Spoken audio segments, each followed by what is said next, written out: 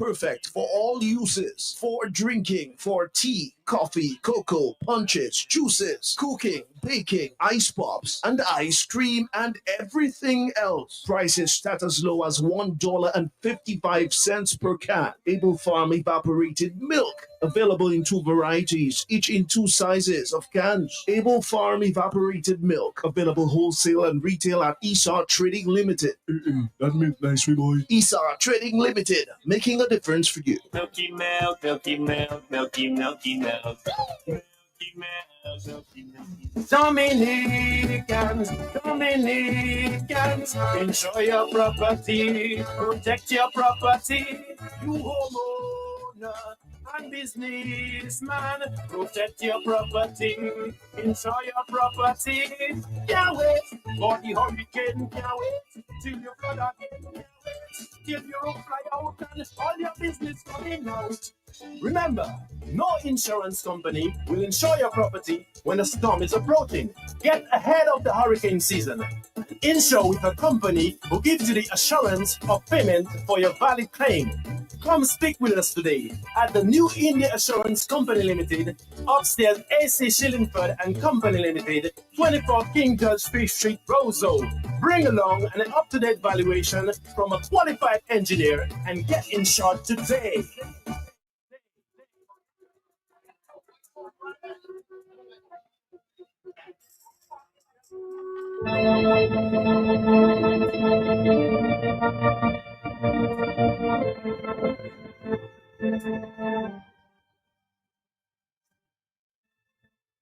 I'm hoping to connect to a local doctor.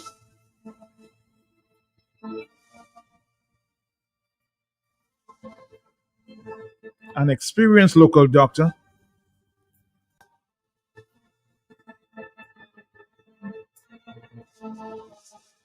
who has worked in the system and he will give his own analysis.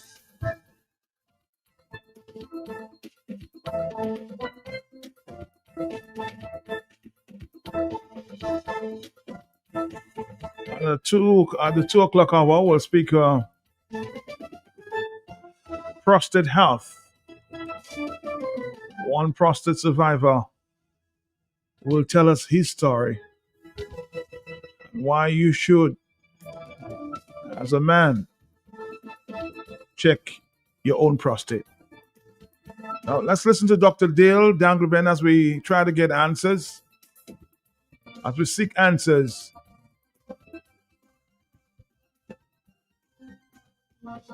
on what is clearly a system that we need to address. Dr. Dale. You know what we're talking about.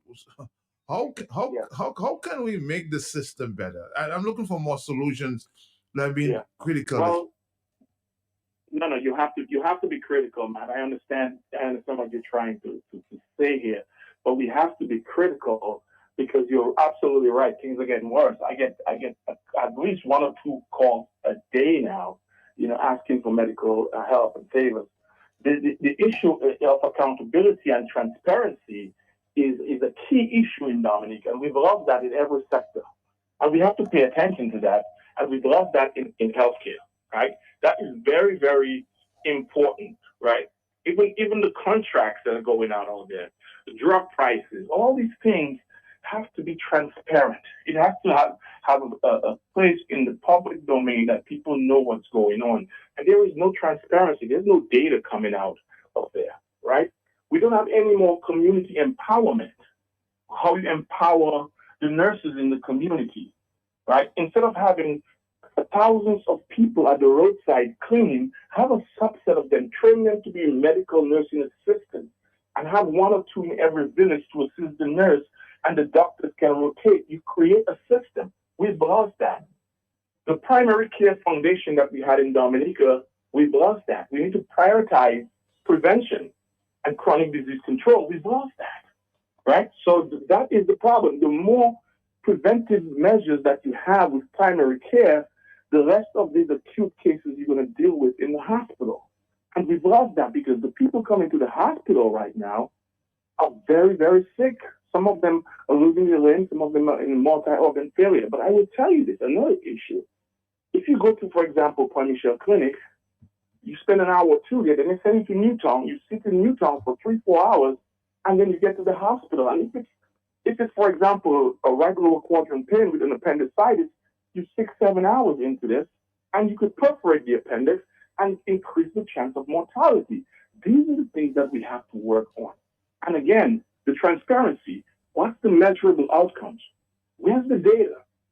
A healthcare system has to have public data. I see a lot of things that I'm critical of, and that's why we can give solutions, which is what I'm putting down. If you're listening to what I'm saying very carefully in terms of the foundation of primary care, giving things back to the community, empowering the village, put in 1 or 2 nurses, 2 nursing assistants, pay them out of that money that you're wasting. Have a doctor rotate through. These are solutions that I'm presenting. But at the same time, give the data. Let people know what's going on. If there's an outbreak, just don't just come and say, well, there is lepto going on. No, give us data. Right? How many people contracted it? How many people died from it? Right? Things like that. What is available? What are the things? And these are some of the things that I've tried many times to address with the system. Right? You're right. It's not about politics. It's about our people's lives. I said, what do you guys need? What can I facilitate because I have access? Instead, they make things more difficult to get things to them that they need to treat the patients. We need to stop that. We need to make things more about people's health and people, because remember, your health is your wealth. Young people, you and I, our friends are sick, our friends are dying. People we grew up with, right? And people might say, well, death is inevitable. Yes, we're all going to die. But the point of the matter is there are preventable things. And the point in Dominica, everyone rushes to the hospital. And I emphasized that before. Maybe you've heard me say this. If we have a good secondary system, then you can decompress the hospital. So if you have more private things like patient choice, for example, as a functioning clinic, right, when you take care of patients, it does not escalate. That wound does not does not fester to the point where you have to be admitted to the hospital. You can see the patient 2-3 times a week in the outpatient clinic. That is taken care of. We build a system like that. I wrote a proposal. I shared it. I shared it with the opposition, and I shared it with the government on how to fix this system. Not only the government, but with the health system, on how we can make this better in terms of the redistricting healthcare. So these are the kind of solutions that you need right now. You cannot put Band-Aids on big open festering wound. And I'm using that as in general, because by the time you're in the ICU and you need to be on a ventilator, right, and your kidneys have failed and your liver has failed, right, it's too late because we don't have the type of facilities right now to treat these patients. So why are they not listening to you, Dr. Dale? Why you think they're not listening? Why? Because we've created a system. We've created a system where they don't allow themselves to look bad. That is the gist of it all, right? But even, for example, I will take it out. You knew about the mammogram. You knew about the mammogram. I sent down 2 mammograms, and to this day, no one has gotten back to me and said, hey, Dr. Guyman, we received the mammogram. Thank you. Right? Why? Why be so petty on something so significant? That is what it is. They want to hold everything and make it about politics and make it about power. Our people's health is not about power and things like that. A young girl just died in Point Michelle, right? A young girl. She's younger than you and me, right? And then people are asking me questions. I said, I cannot help you from there. Somebody asked me about a young man that was stabbed on a Thursday, died on a Sunday, and I've been told nothing was done. I don't know. I don't know the details of the case. But again, as a system, we need to have, checks and balances so we can do better. The healthcare system in Dominica can be fixed. Dominica is a small island with 70,000 people, right? Healthcare should not be an issue, right? We're spending $75 million on one hotel, Matt. Let's get it together. I am not saying that the country does not need hotels, but for Christ's sake, put $10 million into building the primary care facilities in the villages, train and pay medical nursing assistants or more nurses and pay them well to take care of the villages so the primary care aspect can flourish, so you can decompress the hospital, whatever it's called, China friendship, and then you look better, they look better at the hospital because you have less people inundating the emergency room, you have less delays, you have less complications. That's how it is. And again, I've been willing to work with these people. But again, when the government interferes in the things in healthcare, this is what happens. This is what happens. They need to let the hospital board and the hospital, what do you call that? I forgot what they call. Run the hospital. Keep the petty politics out of it. Train more young healthcare professionals. Build an EMS service. We haven't even touched on that. This is not a 5-minute talking about. This is a whole conference. But Doc, I mean, let's speak to the issue of, say, people in the hospital have to send for labs on the outside. How do you explain that? How do you explain that our labs system in the hospital is failing and we need to what's that? There is no way to explain. There's no way to explain it, but to say it's a failed system. Listen, when I went to St. Vincent, and this is fact, I was told, hey, we're sending out X amount of labs that's costing the clinic X amount of dollars. You know what I did? Right? Went to Barbados, I sourced the lab, and we ended up doing our own labs right there in the clinic. Right? There is no way a hospital that serves the whole island should be sending out any lab work of anything. I can tell you exactly how much these machines cost, even if I source it from Barbados, or I source it from Trinidad, or I source it from the United States, or even if I source it from Asia. I can tell you what they cost. You can do point of care, right? Right? These are the kind of things. It's 2025, right? There is no excuse. There is no excuse for having. Hold on. There is no excuse for not having labs available. No patients, especially critical care patients, in the ICU should have labs. People are sending me prescriptions that the family in the ICU has to go out and get. Where is the stock in the hospital for these critical meds? Right? I got a call last week about a critical patient, and I'll tell you, if this patient was okay, this patient would have been immediately sent to the ICU. Right? This patient went from one place to the next and was sent home the next day. Right? To me, the labs that I was looking at, this patient has a high 30-day mortality. And then they're going to say, well, this patient was sick, this patient had this patient died. And it's easy to say that, but we cannot keep doing that because our people are dying when it's preventable. No excuse. No, to fix somebody, a nurse is now telling me, man, to fix the health system, we must remember the leadership is everything. The management of post aspects of the health system sucks. This is a nurse talking to me now. But they know it. And again, you know what? I understand more clearly now the pressures that the nurses and the doctors are on. And I know, in the past I have put pressure on some doctors, and I've had conversations with some of them, and I understand the strain, the constraints that they're working under. And it's really, really sad because they're compromised. They're compromised because we should do no harm. But we're put in a situation where we do harm because we don't have the equipment, we don't have the facilities to treat a patient, right? Scans are not working. People are getting ultrasounds where CAT scans and MRIs should be done. People are being sent home without getting the proper study. That is not healthcare, right? And the reason what I said before, we need to go back to primary. If you go back to primary care, it decreases the number of these issues that you encounter down the line where you have multi-organ failure and things like that. We can do it. We can fix this. But again, you're right. The political system is standing in the way because by anything necessary for them to stay in power, it's at the expense of the health of the general population. And this is sad because honestly, it breaks my heart. I met with them. I said, I have access. Just tell me what you need and I will work with you.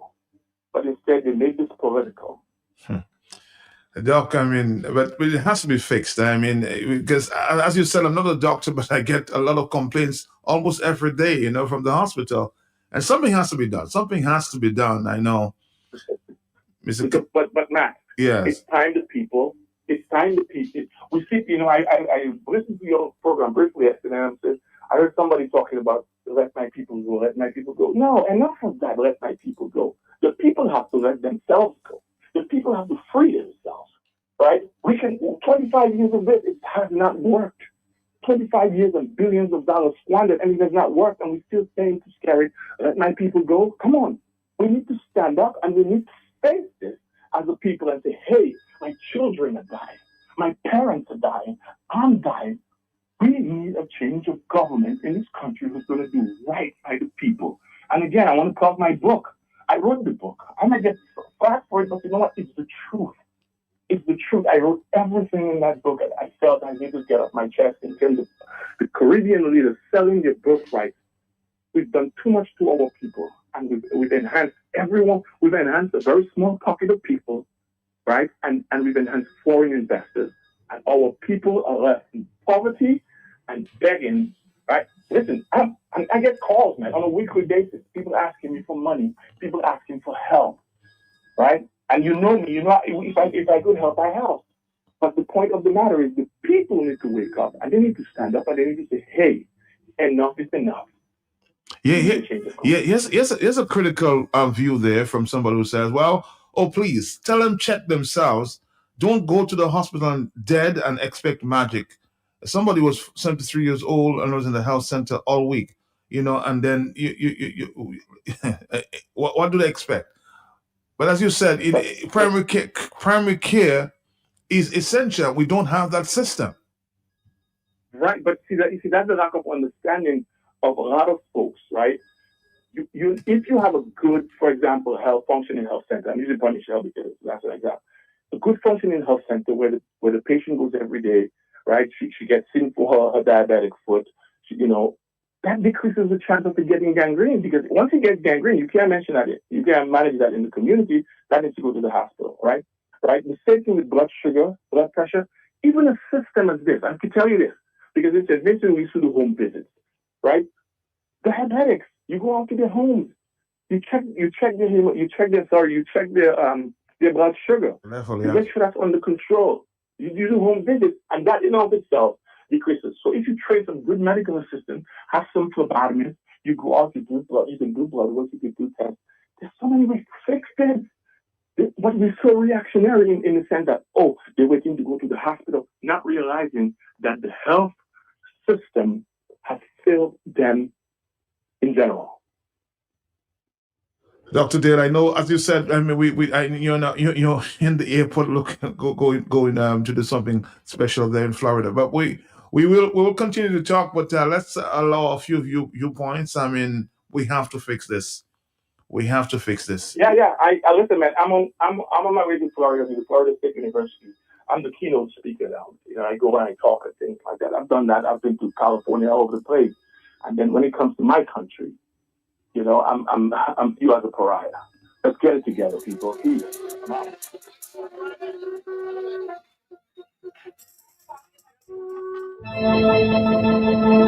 A doctor passionate about his country and passionate about giving health care.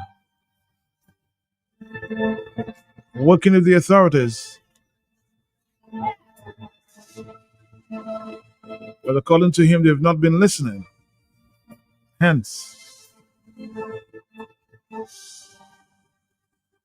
as I said, I am hoping to be talking to a local doctor. I hope he connects before the 2:00 hour. Let's take a few calls. Hello, talk to me, yes? Yes, Matt, good afternoon. Good afternoon to you. Matt, not today that hospital don't have good care. My mother was hospitalized in that hospital. And Matt, they tell us our mother had blood clot. They were treating our mother for blood clot, they said. But Matt, blood clot my mother had. Matt, every time they would come and take tests from my mother, they would call them people from La Falaise, come and take blood sample. They would bring and take tests, never to get a result from them. Matt, when the lady died, you know what the doctor watch us and tell us?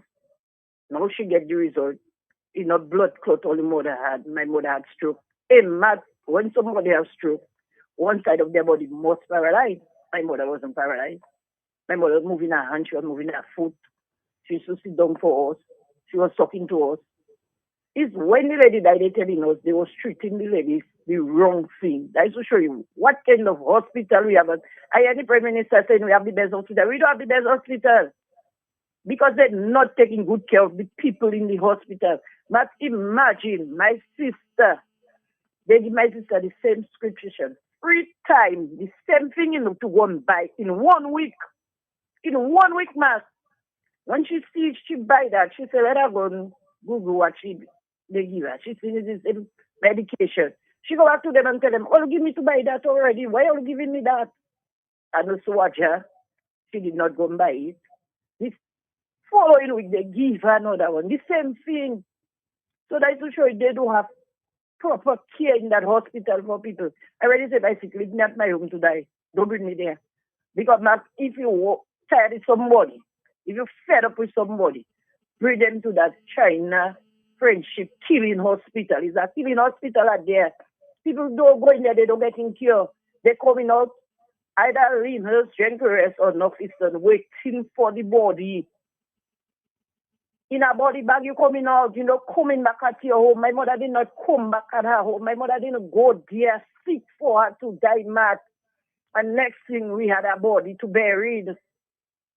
Matt, that hurting me up to low in my heart, Matt. Every time I see that hospital, I just say, boy, you see that kind of hospital we have there?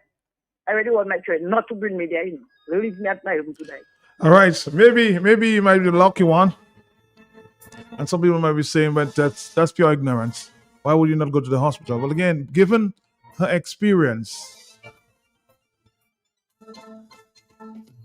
that is what a lot of people are saying, And that is just not good at all.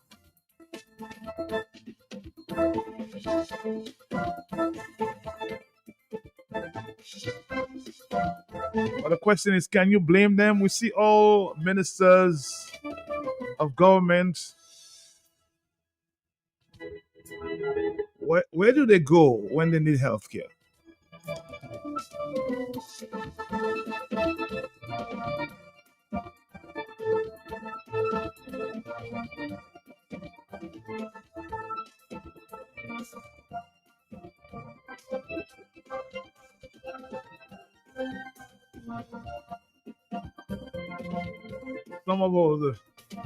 Some persons are blessed to, of course, have access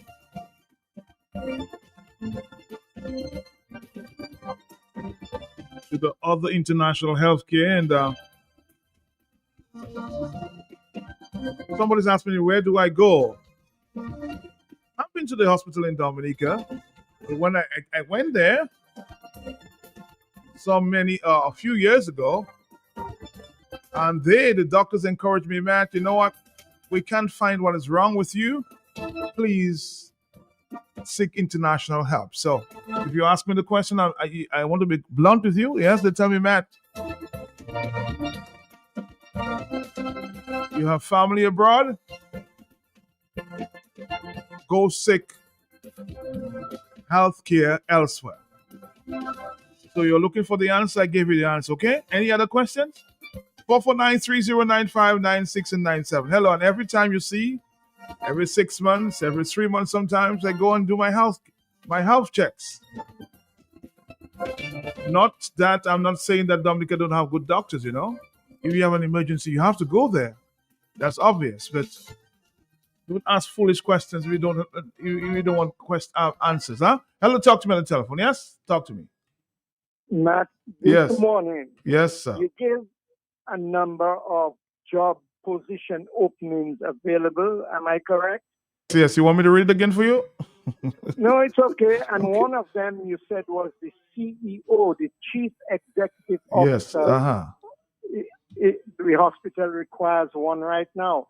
Tell me if my mind is still okay.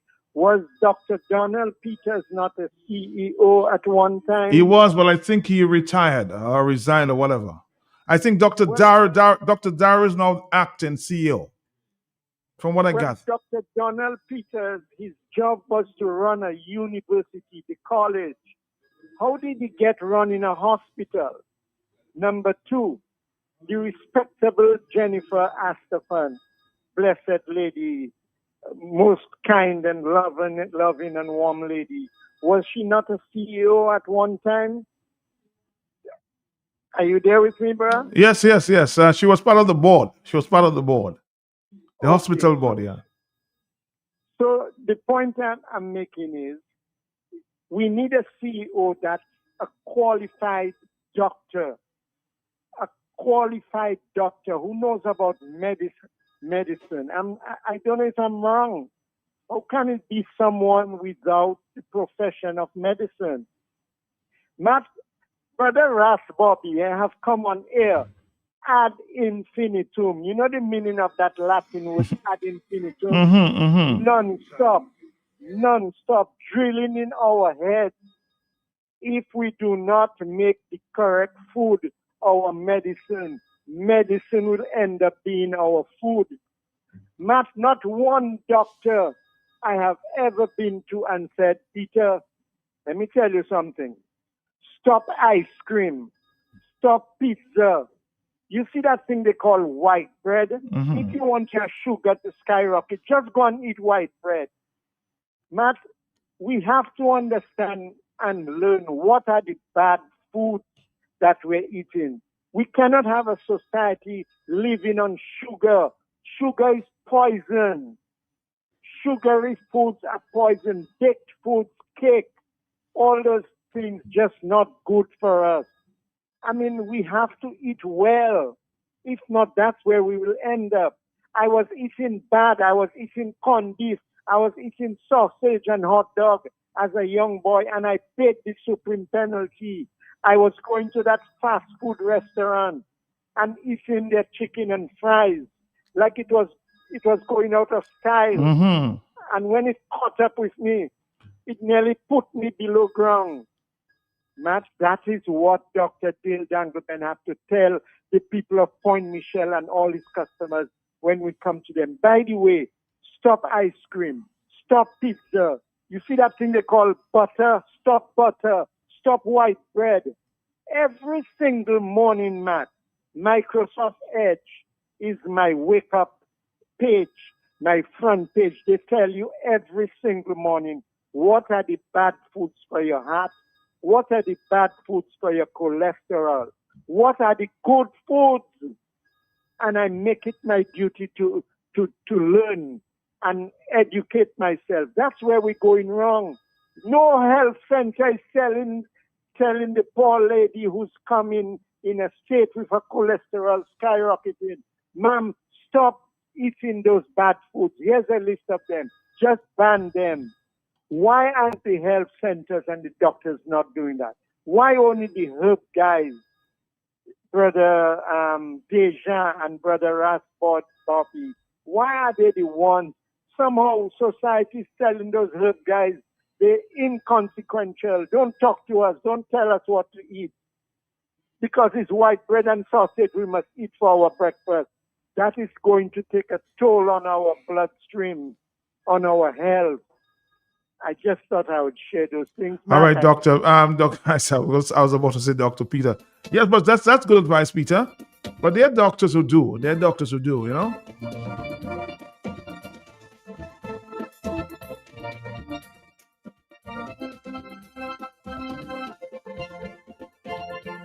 And somebody's, of course, commenting on the comment I made earlier as it relates to. That's very true, Matt. When I got into the bike accident, I was advised to seek medical attention overseas, which I did, or else I would not have been able to walk. So my friend from Peter Savan there, even the doctors and nurses tell you, or advise you to seek medical attention elsewhere. So stop the ignorance. Hello, talk to me on the telephone. Are you there? Yes. Yes, Mr. Pelte, blessings. Let me give thanks to Dr. Dale Dungleban again for his sacrifices. 2 mammogram, Matt, and not a thank you. Not yes, they are in use. They are working, Matt. Did you Nothing. get that, Matt? Did you catch that? Yes, I know that story. That's true. That's very true. Yes. Matt, that is not just ingratitude, that is to frustrate an expert, a medical expert, with the resources, medical resources, to assist the people of the country. Matt, I know you don't know much fatwa, and it is a shame you come out and point Michelle. Why is JD father, what's JD father name again? Patrick. Patrick, you could have him and teach you some fatwa, Matt. It has a thing they say, boo disaki jene tiwe koi. You know that, no, man? I know. I heard about it. Yes, I heard. Okay. I heard that. The proper fish with all the prickle all over it.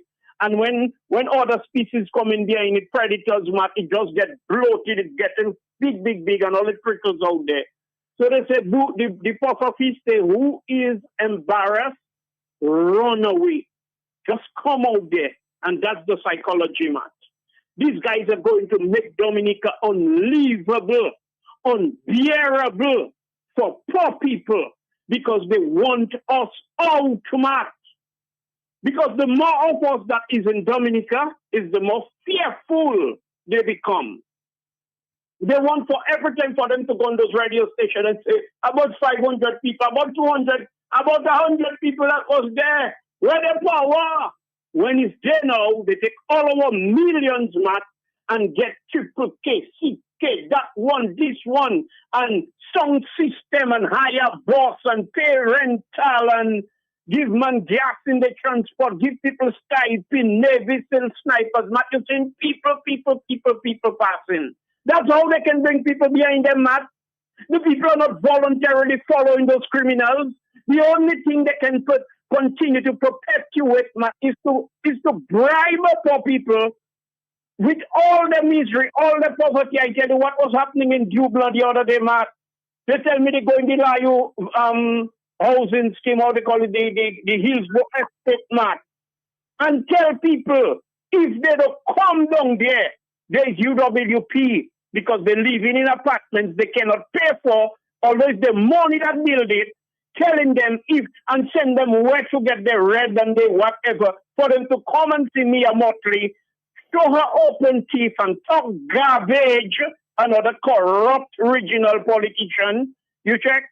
So, Matt, that is what that is happening. They are deliberately making us putting us in some kind of inconvenient situation. Your mother just died, your brother died, accident, a stabbing by there. And let me say something in conclusion, Matt. You see those bourgeoisies in Dominica? Or you might not always have the time to fly out. There are vehicle accidents. There are many other inconveniences and emergencies that can have all you have a few minutes and you haven't got the treatment to keep all your life in the hospital. And if it were there, all you would have lived.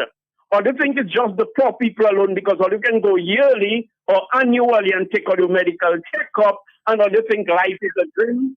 It is just a matter of time for us to see the shoe on the other foot. For those criminals that were aiding and abetting those criminals in government, and just they're laughing, selling the passport, expanding the business, throwing other businesses out of business. They don't want competition, build business to close proximity.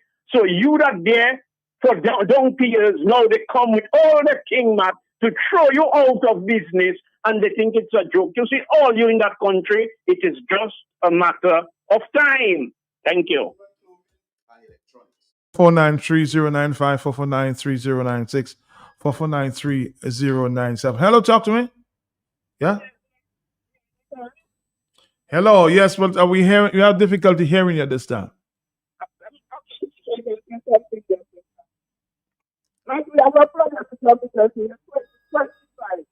Blue, we're having some problems, so you have to call back. Change the line and give me a call back, okay? Hello, talk to me. Yes, yes. Yes. Yes. Let me tell you. Tell me. This hospital will never be better under this government. Because you think it's a government thing? Yeah. Every minister. Go ahead, sir. Go ahead. I'm hearing you. Yes. Every minister, once they have got them, the flying out. And then the next thing is the hospital is not a hospital. It's a abattoir, not a hospital. It's an abattoir. Yes, that is an abattoir. And Okay. we never get that hospital to fix under that government. But we really need this system. It's not about, and I said that this morning, it's not about being critical. We want the system to get better. How do we get it better there? 449309596. Somebody says, continue to vote scared and complain about everything every day. And all you hypocrites, stay at all your home and complain. When they call you for a protest or meeting, you guys stay at home. You have to stand. On the telephone, hello, talk to me, yes? The egg is not good to eat. The egg blind you. The egg you eat, the faster you get blind. Okay, some people say eat egg and eat the white the white of the egg. That they say that's good for you. You heard different stories. Hello, talk to me. Yes. Good afternoon. Yes. Hello. Are you following that protest in Nepal? Yes, I am. I've been told. We spoke about that this morning. Yes. We spoke about it this morning. I was not following this morning. All right. Thank you. All right. That is real protest, and that is what. Anyway, I was going to say that's what we need. Okay. 449309596 and 97. If you want to comment, here's of course, the numbers to call: 449309596 and 97. More telephone calls coming in at this stage. I think I have a WhatsApp. Let me see if I can get to that. Everybody try to send messages different ways, and you have to be on top of it, huh? Let's see if we can try to, of course, play a part of this one. It's a 147 at 2 o'clock. We have another stop with a story, testimony from a prostate cancer survivor. Stick around. Matt, good afternoon to you. Yeah. And my Dominican people, my dear citizens of Dominica. Man, I just tuned in and I think you're talking about health and healthcare in Dominica and, the state of the hospital. This is not a hospital. A hospital, it does not matter how small it is, how big it is, where it's located, the name, it does not matter. As long as you're able to get good care, it could be under a mango tree just the care. You're able to get, great medical care. That's what makes it a hospital, right, Matt? The reality is, guys, I don't care who is good, who is not good, who could be the CEO of what, and no matter how good you are. If you are good, you are able to do it. A lot of these people, the nurses, the doctors, it's not that they cannot do their job. A lot of them are frustrated. A lot of them are tired. A lot of them are angry. And the patients pay for it because they're unable to get what is needed to run this hospital and to care for their patients. That's just what it is. And again, my fellow citizens, everything boils down to governance. It's not about, you have great public works or and civil servants in Dominica who are prepared to do their jobs. But you have people telling them otherwise on how to do their work.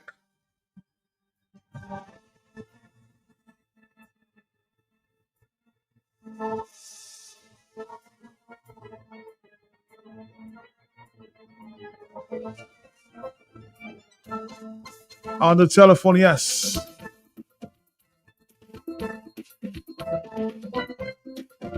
On the telephone, hello, talk to me, yes. Good afternoon, Matt. Good afternoon to you, sir. Matt, we can talk and talk and talk, but we're talking about finances.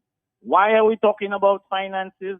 Because it's the services of the hospital, the goods and services of the hospital.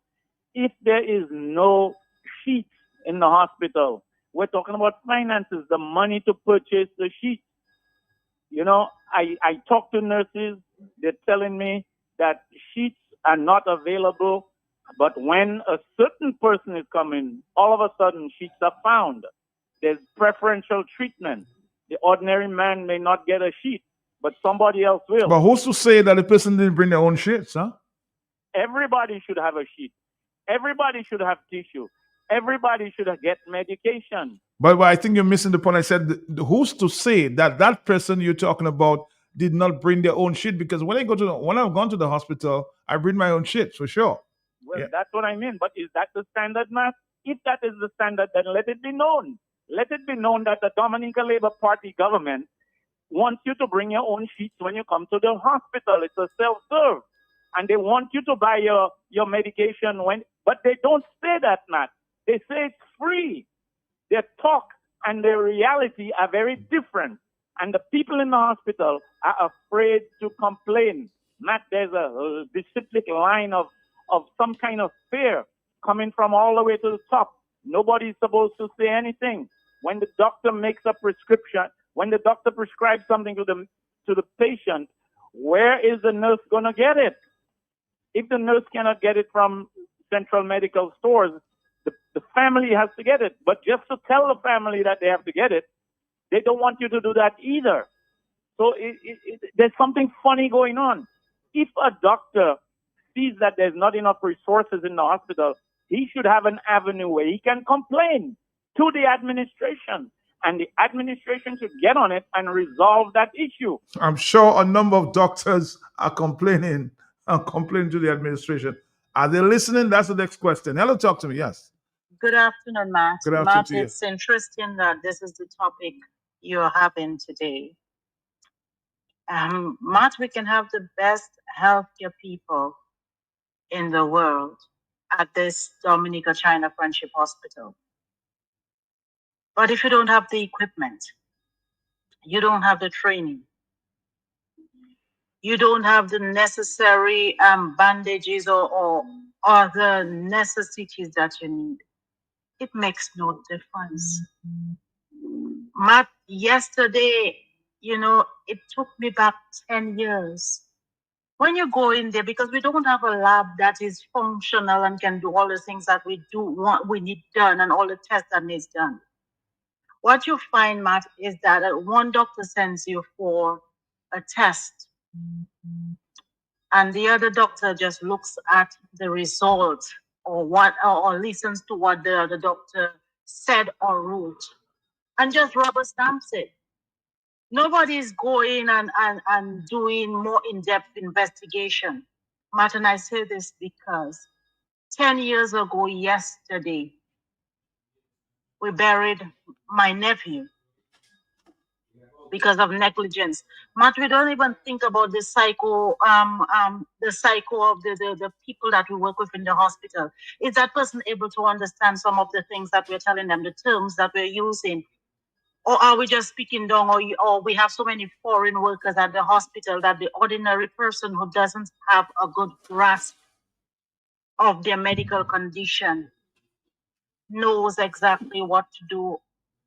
Do we have anything where we can call in another family member to sit with that person and talk to them about their health? Matt, most times we don't, and we don't care because we don't have time for all of this. We just have our paperwork, our degrees, or to say that we have the job or we've studied for the job, but we do not add the human touch to it sometimes. Matt, I still grieve 10 years later because of mismanagement of a situation. At the time, we buried my 27-year-old nephew, who had a 2-year-old and a 3-week-old baby. Matt, nothing changed from that day. 6 years later, we buried my mother, said to have had COVID, so they can collect on the monies being given for COVID patients so we can rubber stamp things. They refused us the opportunity to take care of her. We didn't care about getting COVID. But because the human touch was missing, we sent a dementia, bedridden person to what we consider the COVID facility to kill her faster. But unless we have a drastic change in the top of that country, nothing is going to change. All right, caller, thank you very much. Got that message there, 449. Somebody says there on Facebook, Matt, I just want to address that issue for a minute there. Matt, I don't want to disrespect you, but you sound like, I don't want to use the word. In this day and age, you're supposed to bring your bed sheet to the hospital. You see, you don't understand context, my friend. You don't understand context. The caller called and said they are at the hospital. It seems that only certain people are allowed to bring bed sheets to the hospital. I said no. When I'm in the hospital, when I visit the States, no. You don't have to bring your own shits. But in Dominica, they allow many people to bring their own shit. So don't try to make the matter political or partisan, because I've seen it at the hospital. So not only some people are allowed, but the many people I've seen bring their own shit and they make their own beds. They go home with their shit, my friend. So please put matters in context sometimes before you try to make yourself open your mouth and prove yourself to be what you're not, okay? Thank you very much.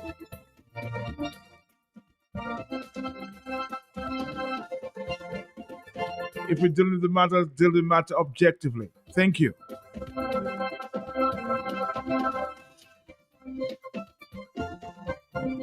And when you're in the hospital in the United States, if you want to change every day your bed sheet, you can.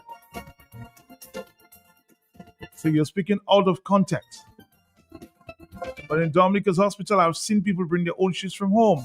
And it's not just for one set of people. Don't make it political because you are political, okay? I don't speak like that. I want to be very objective.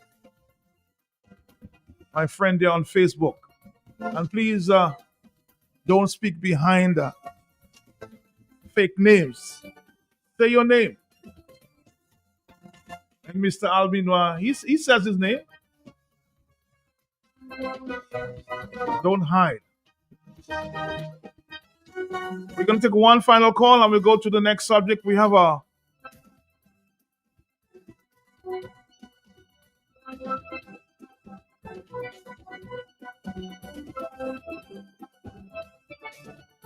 hello, talk to me on the telephone. Yes, talk to me. Yes.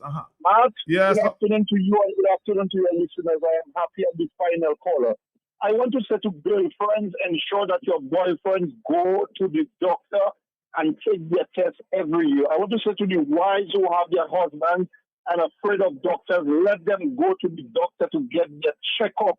Men are dying with prostate, and some of them are thinking negative, or they will not go by a doctor.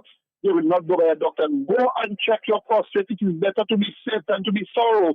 Because when you go on time, it's okay. But when you lie down in bed there on your wife's back, or not on the account of the wife or the girlfriend for 6, 7, 8, 9 months in pampers, it's a lot of burden for them. So go to the doctor and check that. I go every year to check my prostate. Every year I do a general checkup. Every blessed year I am doing a prostate. Last year when I went, you know what my doctor told me? You have a baby prostate. And it's not because I hear last year I have a baby prostate. I will not go this year. I will go this year, man. Every year, man, please. I'm begging of you, I'm asking of you, because I am burying too many of our young men who are dying with prostate cancer, man. It is time that we put aside our pride and the foolishness and let us take care of ourselves and let us eat what we grow and grow what we eat. Let us eat local. Put aside the bread for it and so many breadfruits, so many avocados. Buy a piece of salt fish or smoke herring and do something with some onions and seasoned pepper and bell pepper rather than everyday bread. Thank you and good afternoon. Well, Copa, we need to talk soon. We need to talk soon, okay? Thank you. I'm going to take a break and then we'll come back, Dominica. We'll change the subject, although I need to talk to a doctor, a local doctor, on the very subject sometime in the near future. He too is very concerned, okay? So stick around. We'll come back right after this. Thank you. In the Caribbean, flash floods are common, making it essential for communities to develop strong emergency plans. Vulnerable groups like persons living with disabilities are often left unprotected during these events. To prevent this, both citizens and policymakers must prioritize climate mitigation and adaptation efforts to ensure the safety of all, especially the most at risk. Prête-moi tes oreilles. Let's all unite, ensuring that no one gets left behind in times of disaster. Be proactive and do the right thing.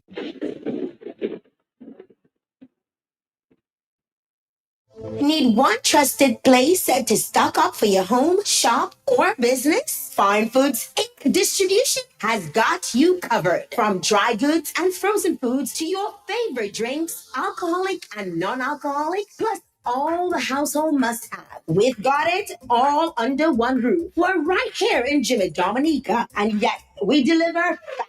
Whether you're running a supermarket, a corner shop, a bar, or just like your pantry full and happy, Fine Foods Inc. brings you the best brands you know and love. Great prices, top-tier service, trusted products. At 255-6810 or 316-0164, or drop by our Jimmy location to check out what's in store. Fine Foods Inc. Fine Foods Inc.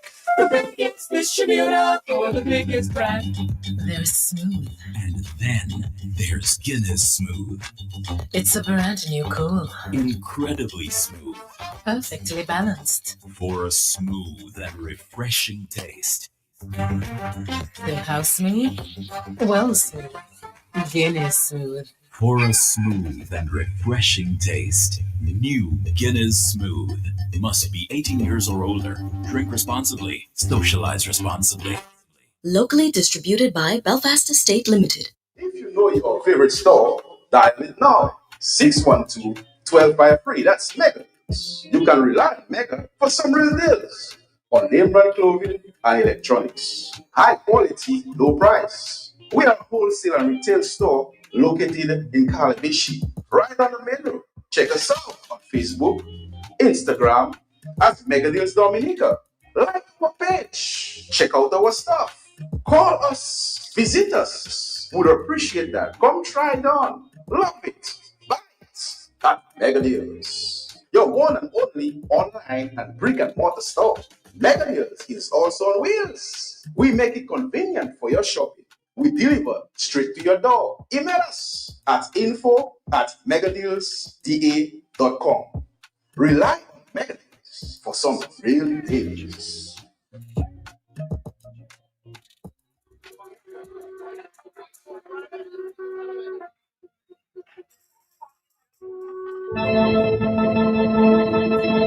Dominica, before we move on to the next interview about prostate and your prostate health, we want to take a moment there for just a few minutes.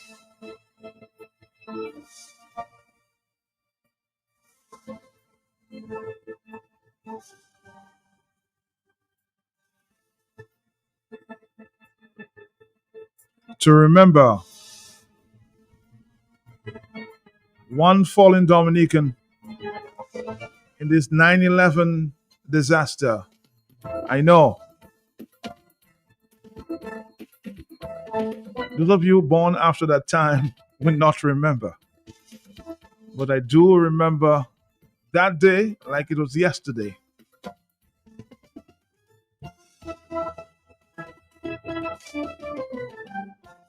And we lost one Dominican, Mr. Fitzroy St. Rose. We just want to take a moment there to remember him and his family. But on the line with me, just for a few moments, is a Mr. Brian Chiney. Remember Chiney, the flying goalkeeper? He was one of the last person, I think, that morning to see that brother.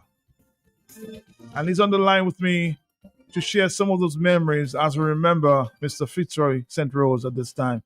Brian, I'm happy. I've tried many years to speak with you, but you finally got the guts Well, I want to say good afternoon to you, brother, and thank you for joining us this afternoon. How are you doing, sir? Yeah, it's good afternoon. How are you? I'll get emotional, but just give it to me. Thanks again. I told you I would have never done that interview because it's very hard every year. But at least I just want to say I appreciate the idea that you're thinking about me. So, first thing I want to say to all the many fans of Fitzroy, over the years that was there for me and supported me in the time of need, thank you. That's all I want to say. Thank you very much. And I can tell you up to today, I received about at least 20 texts from people that had never forgotten the whole situation, just to give their regards. And one of the most important person I must mention her name, I don't like mentioning names, is Lisa White. She has never texted me. You through Dominican. So I appreciate all that. And to the other part of the next lady, which I only got to know maybe less than 10 years ago, that also died, Dominican. I'm trying to remember her name. I'm sorry. I can't remember her name. I express my greatest condolences to her family too. First of all, let's say Fitzroy. Let's start with Fitzroy. I'm not going to be long because I now get too emotional with that. Fitzroy was my brother. I came up here because of Fitzroy. As a matter of fact, he had my best friend. I'm not going to mention my best friend name, but he brought me up here. When I came here, we were doing good and everything. Fitzroy is a guy that everybody knows to entertain people in terms of the other group Exodus, example of Dominican living in society, in the US society. I was in the group. I don't know, 6 of them or more. And they used to build up Calypsonians and do dances every weekend and things. And Fitzroy is the guy, is the nicest brother I ever knew. And I'll tell you, if I go to the day, because I don't want to have no long story, but the day of that situation, 9/11, Fitzroy actually messaged Fitzroy. Fitzroy and I lived together for his last years of his life. For the last 7 years of his life. We lived together, we share an apartment, kitchen, bathroom, everything. So, yeah. And then Fitzroy was leaving to go, because of Fitzroy was so ambitious. I always say that he was a mechanic by what he used to do his thing, but he didn't like that. He never liked the dirtiness and that thing. So he went up to do his education and he went to TCI College and got did a course in telecommunications. So he was working for this company. And then frequently it was 2001, so it was kind of new in that business. So he used to have to fly out sometimes to go to other parts of the company in California, for example, where he do for the like small courses. So that night before, 2 nights before, he told me he was going to leave to go to California to do a thing, and then he'll be back. But for trying, normally during the week, we never really see each other. So what the thing is about that whole thing that makes it really so crucial, that when I say we never see each other, our ties never. I leave to go to work at 6:30 in the morning. Fitzroy still in his bed. So like I leave to go to work maybe like 9 o'clock. When I come back from work, it's 5 o'clock, 5:30. Fitzroy never reach home until 10 o'clock. Fitzroy always have something to do. That's Fitzroy. You know what I mean? Fitzroy is a man of business. So you never really see. So that morning, that in a couple of days, he tell me that he have to move to California. So I say, you're going to do next one time a year, but he'll be back for the in a couple of days. So I said, cool. So the last time I saw him in the morning, I knocked his door. After I knocked his door, and I was leaving to go to work, because normally I don't knock his door, I go to work and see him. I was going to see him. I said, yo, bro, the safe funeral are gone. Basically, just simple as that. And I left and I go to work. It was about maybe about 1 o'clock on that day. I think it's around that time. I tried my best because I kind of tried to blank out everything since that day. My best friend called me. I'm not going to mention his name, but my best friend called me. And God knew me know what my best friend is. We play football together. And he told me, what's up? I said, I'm cool. I just there on lunch break, chilling. I was casual about it because I didn't know what was going on. So he said to me, you didn't hear the story in the Dominican language? I said, what story was it?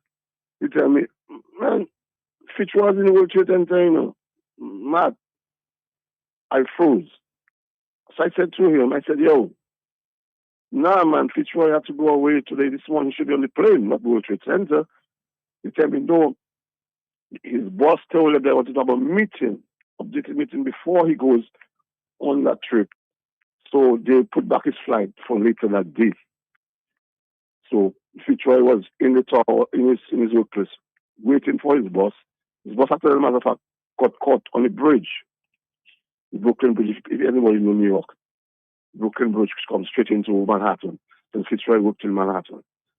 And he was caught on the bridge with some accident, and that's why his boss didn't die. So yeah, so then we there, and then we keep checking to see what's going on, and then we're in the story, and it was a mess down in the city. So some of us just listen, and over the time pass, and then they getting people, and they getting people alive. Days pass, long story short, days pass. And then I kept going down there and looking for Fitzroy, because that was the thing. You go down there, and in terms of looking, you put on your mask, and you go down there, and you can't do much, believe me. The firemen and the people taking, the place was still a terrible mess.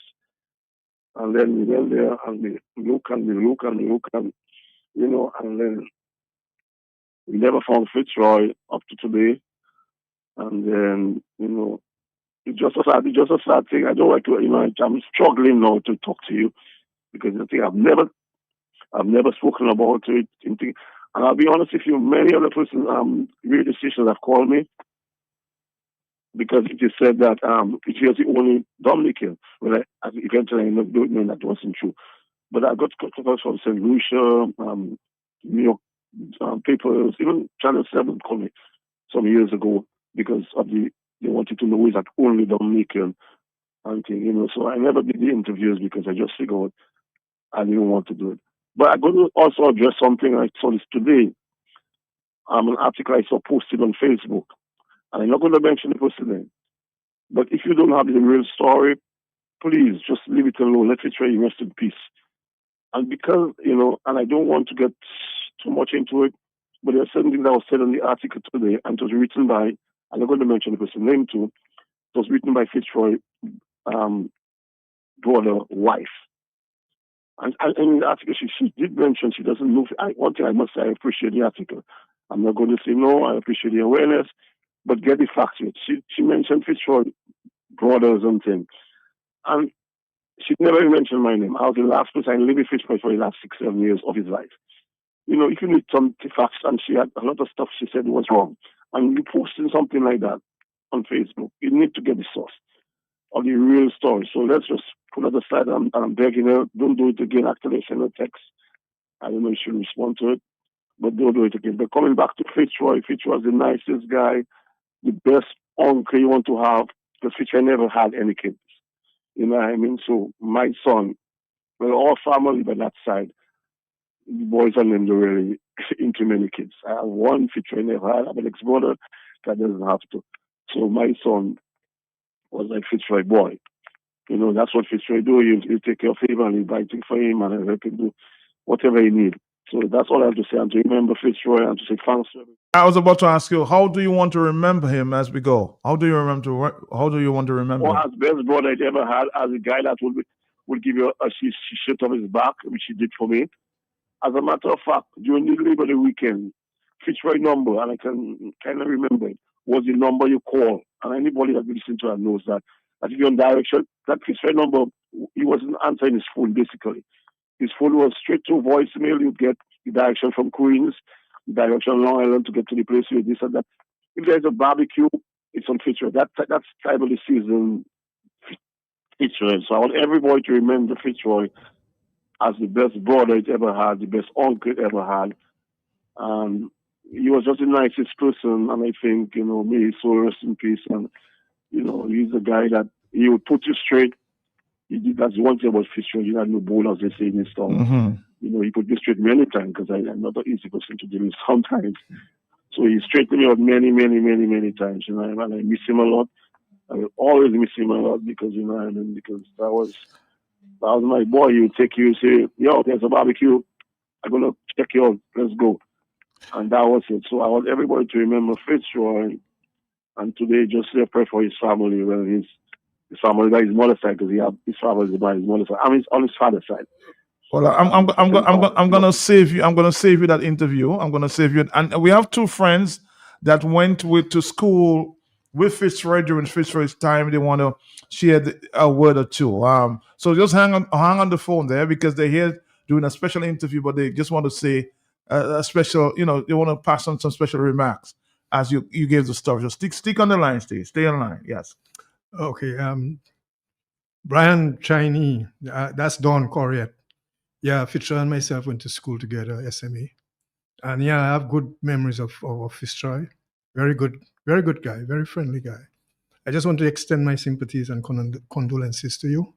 I have my partner here, Gordon, who also attended SME with Fitzroy. Gordon? Yeah.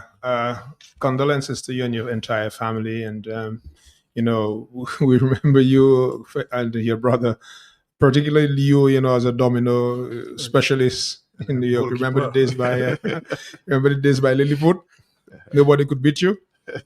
He couldn't play as well as you did, but anyway, our condolences to you, and just keep on holding strong. Yeah, keep on holding strong. Any final words before you go?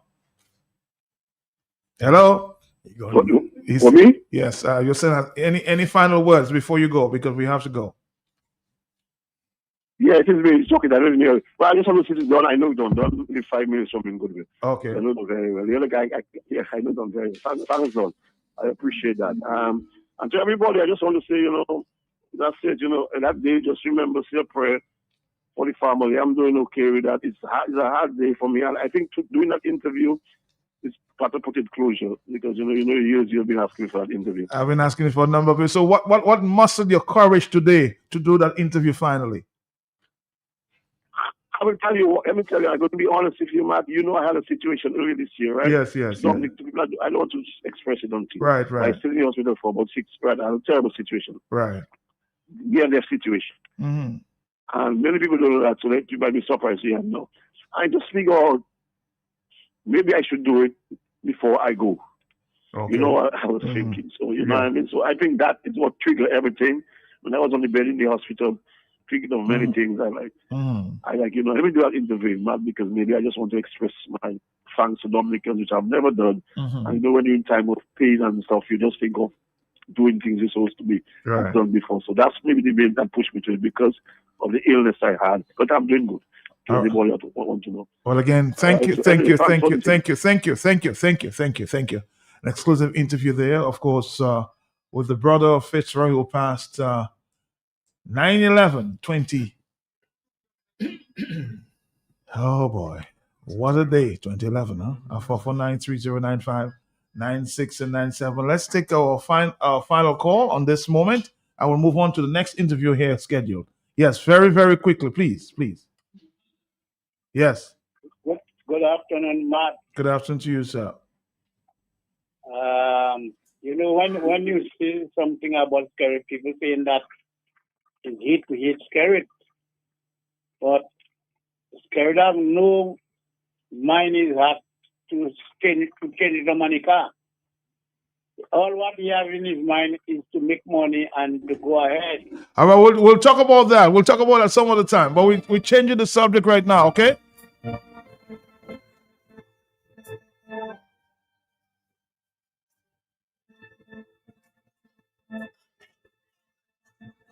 Let's say a prayer for Fitzroy and his family, okay? I just want to take a few moments to, of course, recognize his brother. I think 2 Dominicans may have passed on that fateful day.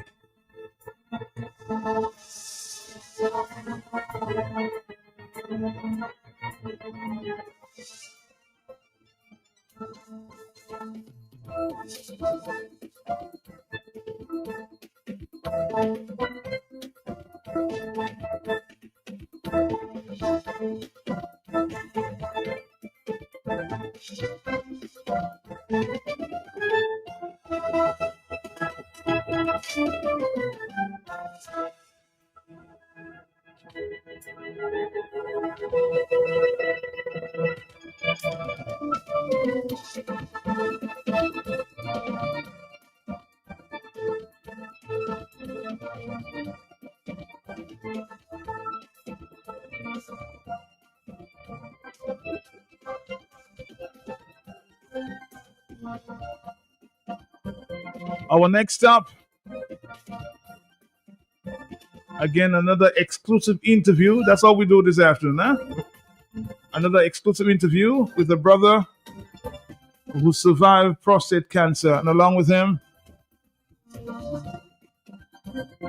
Mr. Don Corriett, a member of the Cancer Society. Yes. We're going to take a break, Dominica. We'll come back to hear that story. Yes. This is serious. Yeah, man, for the man, them. This is the king that's warning the man, them. Trust me, don't wait. Go check your prostate. From the 1st of September and beyond, the Cancer Society told me prostate awareness month. Go get tested annually. Come get screened and be healthy. A strong prostate makes a strong king. Strong king builds a strong country. Yeah, man. Check your prostate.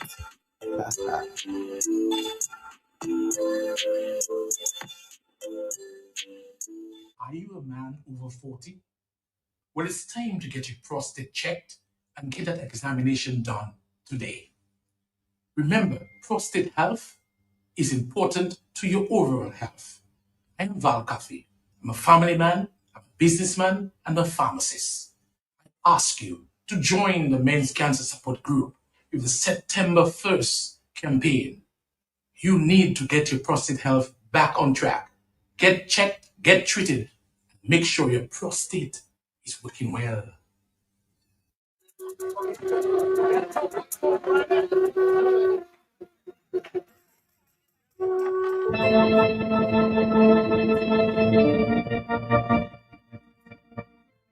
This is Reggie Fake. I grew up in St. Joseph. I appeal to men 40 and over, and especially those from St. Joseph and environs, to join the Dominica Cancer Society Men Group in September and beyond to have your prostate checked. Men are strongest with a healthy prostate. Be strong, be healthy. And this is how we, of course, begin the interview here. Mr. Reggie Fagan? No, Eric Gordon. Eric Gordon. Oh, Eric Gordon. My bad.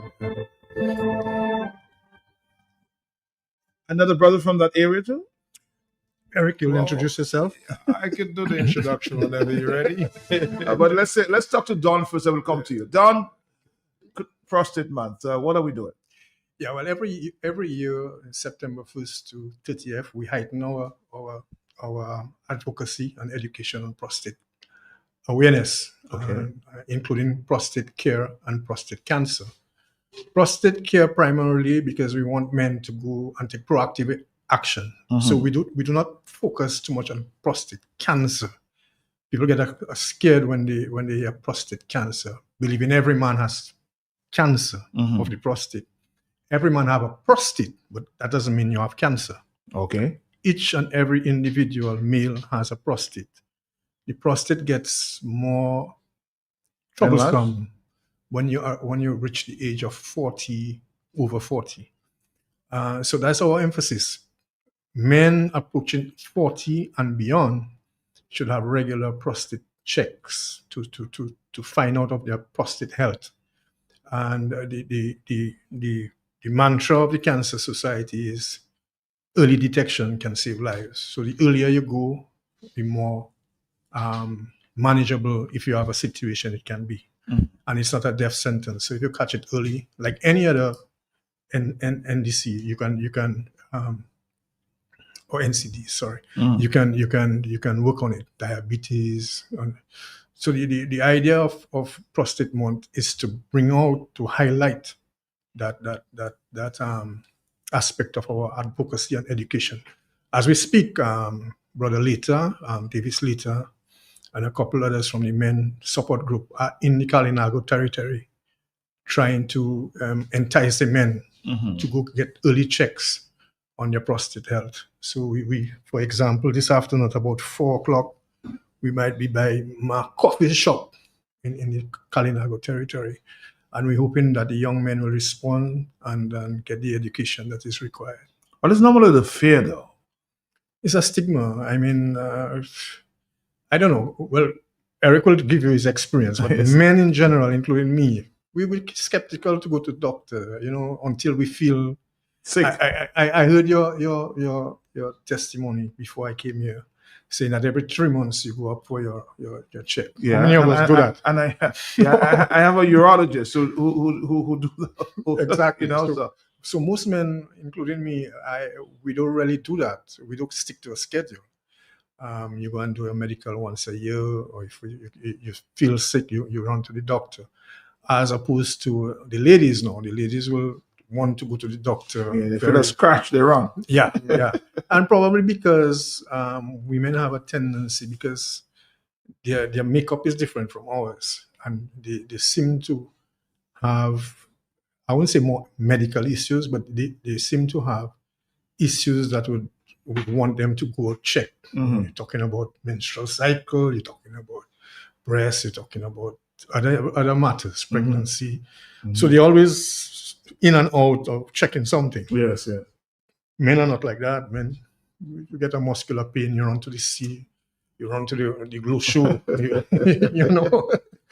And so that is, and the stigma is my prostate. If I got trouble might trouble me, and that kind of thing. Mhm.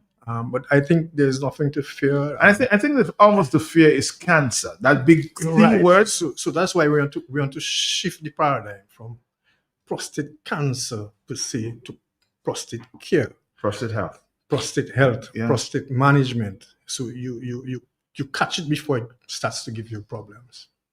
All right.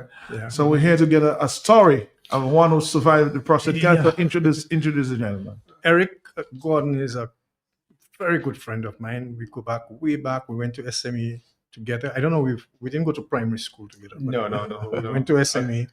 We sat in the same. You went to primary school around the same time, the kindergarten around the same time, but you didn't go to the same school. Not the same school. Not the same school, But we ended up in secondary school from first form to fifth form. Yes. And we remained friends. And Eric migrated to the United States for a number of years. We lost contact.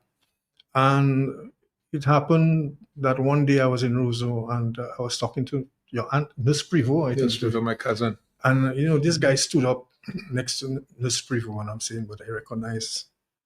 And then he turns to me, he says, Don. I say, yeah, Eric. And we just reestablished our friendship right there. Yeah. And then he started to tell me what he's doing in Dominica. Okay. And I told him what I was doing. I was retired and I'm volunteering with the Cancer Society. And he said, really? But I'm a cancer survivor. I said, well, here it is. Let's get on board. So he did an excellent program with us last year on our awareness month in St. Joseph and Lyle. He was our lead person, and his story is fantastic. So I said, well, let me see. Let me call Matt and see if Matt can accommodate us. And knowing Matt is from Point Michel now. Yeah. And I have roots in Point Michel. So it was easy to twist his hand. Yeah. I think twisting Matt hand is not something. All the years, I will admit it, all years that we've been talking prostate health, prostate cancer. One of the interviews I remember doing is with the late Gordon, the accountant. Oh yes, Mr. Morrow. He succumbed. He succumbed. It was Gordon Morrow. Gordon So Morrow. Morrow was his last name. Yeah. Gordon Morrow, Yeah, yes. But tell us your story. Well, he's an accountant. He's an accountant. So another accountant appearing at but that's a surviving accountant. So tell us the story. When did you discover? When did that story start? It was prior to 2017. 2017. Because I actually did the surgery in 2017. Okay. So I'm a few years now as a survivor, and whenever I do my PSA test, which I do very regularly, about every 3 months, right? I find the trend is even looking better from where I started. So let me just give you a brief history. I come from a prostate cancer family, so to speak. Because when I was at high school when my father died, and you probably don't know, but it was in 1975. Okay. My father was only 53 years old. And I didn't know then that it was. I knew nothing about prostate cancer. I remember the word "go Gwen." They used to refer to it sometime. Yeah, but that is not prostate cancer. But people, it's how you call it, a hernia. Gwen is a hernia of the balls, right? And probably other parts down there that might protrude and maybe look like that. But that I don't think that is related to prostate cancer. Some people referred it at that time because they didn't know better. Yeah. Yes, they would probably not know better. But it when I say it runs in my blood because prostate cancer can be more prevalent in persons who have a genetic disposition. And my family have a genetic disposition because my father, as I said, died. He was only 50, 57, 58 when he died in 1975. I was probably in second form, right? Yeah, second form. Thereabout. And we didn't know until probably later on when we begin to research more about his medical conditions, etc. We then understood that it was prostate cancer. No, the guy suffered. Seriously. He did in 75. So my father died from cancer. His brother in 2013, I think I had 2013, an uncle of mine died. In my brother who died, my eldest brother too died from prostate cancer, and I think I had a date down here. It was April 2009. Okay. So that was enough to scare the hell out of me. So when I continued to visit my doctor, my internal doctor, for diabetic situations and hypertension, I insisted my doctor that you do the complete blood work, including PSA tests. So for a number of years, I was okay. And about 2016 thereabout, my PSA level rose. Rose to what? My normal was below 1.0, and that's a very normal. So you trend very normally between point something. Like now I'm point something, like 0.2 something, like my last reading. So I went to the doctor and I said and when I insisted to the doctor, but the doctor says, well, why do you have to do that regularly? I said, once I'm here and you're going to be taking that blood, I request that you do it. It's not a difficult thing. Let the lab take care of that. And of course, it's covered by insurance. So why don't I do it? So then it happened that when the result came back, it went back to about 2.1 or 2.2. So that was an indicator to me that my prostate reading is beginning to go up. So when I went back to handle with this, I had a female doctor. That she was not an oncologist then. She was a general practitioner. But then I said, okay, we're going to have to do more work on this. And then she sent me to do MRI because that's from the next stage. So once it is indicated in your blood, then other steps have to be taken to determine really what's going on, because that's a very initial stage of determining what's going on in your blood, because the blood tells you everything passes through the blood, you know. So she sent me to do the MRI, and surely the MRI came of the prostate. The MRI came back indicating that there was like a dark spot on the prostate. So why is that dark spot there? Because now they're looking for things that might suggest that this prostate does have cancer cells. So once it came back, now the next step was to determine, okay, what's going on. So the doctor requested I do a biopsy. So I went into the hospital. It was a Bellevue Hospital, downtown Manhattan, 20th Street. I know the hospital. I went into the hospital, and then they laid me up on the table and gave me some anesthesia, local anesthesia. Put me up on the table like a open chicken, you know. Yeah. And then they started poking the prostate. So you could actually hear, and you could feel it going. So they're poking and taking about 20 samples around the prostate. I guess both what was visible in the MRI and what was probably not visible, because they went all around the prostate to pick up biopsy samples. Took the samples to the lab, and the samples came back positive. I said, well, damn, seriously? But I was, I prayed about it. I'll tell you very honestly. I was very prayerful about it.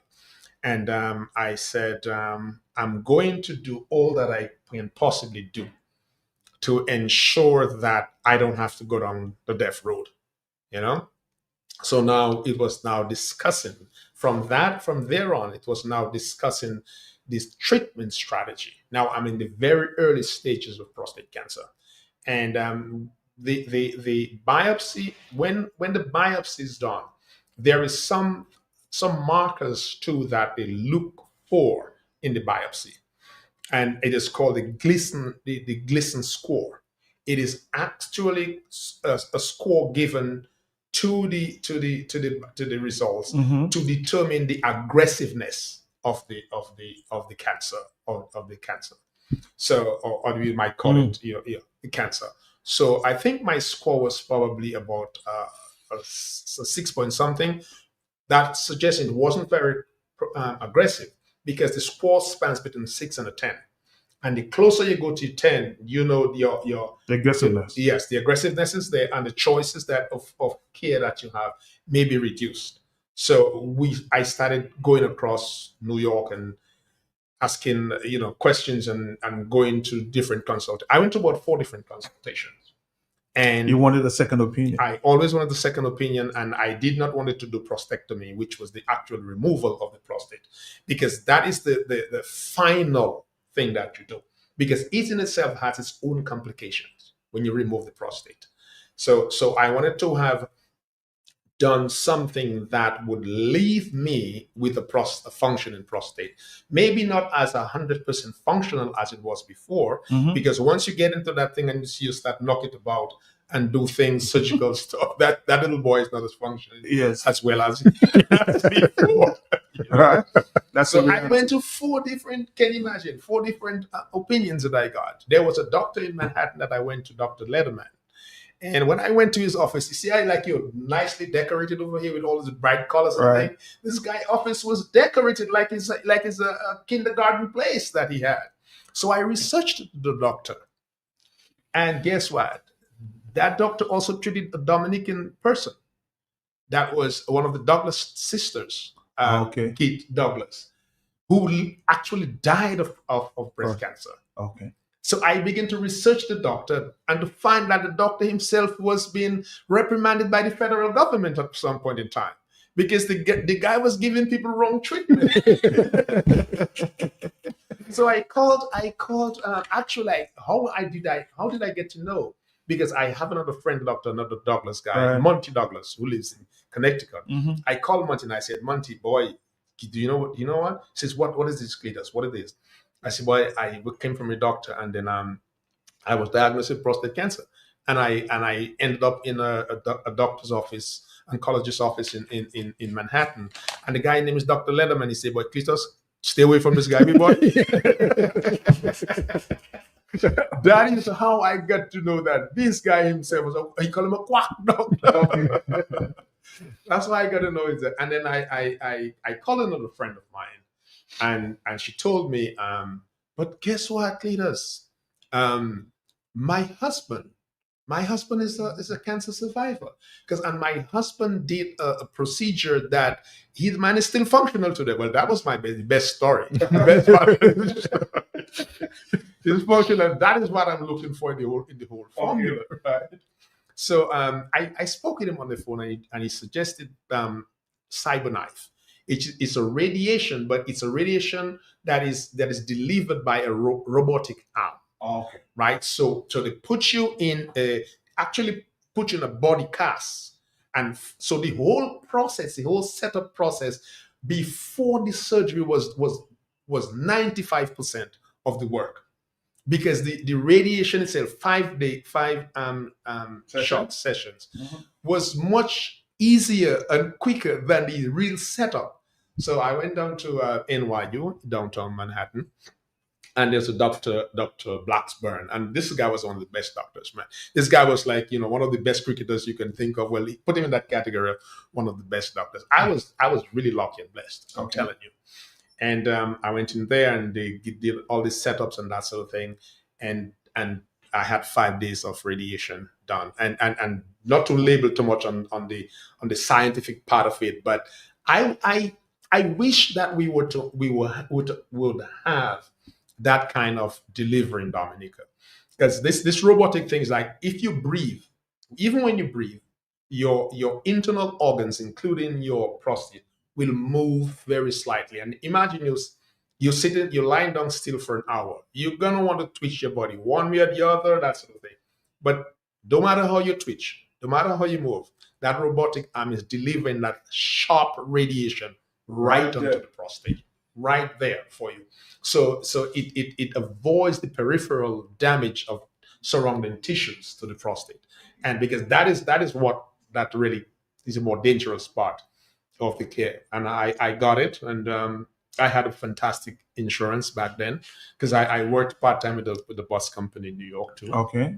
And I had great insurance, so it covered it.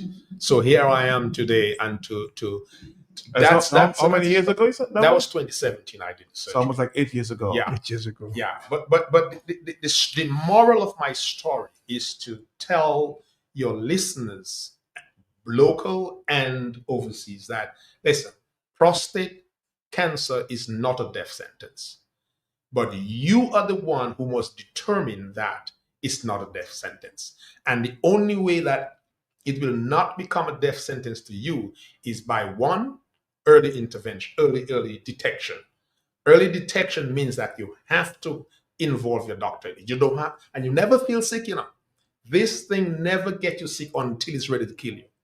And if you detect it late, it will most likely kill you or render you broke, your family broke, and otherwise. Well, I hope men are listening. It is really. Yeah, because I think one of the issues here is you talk about insurance. Yeah.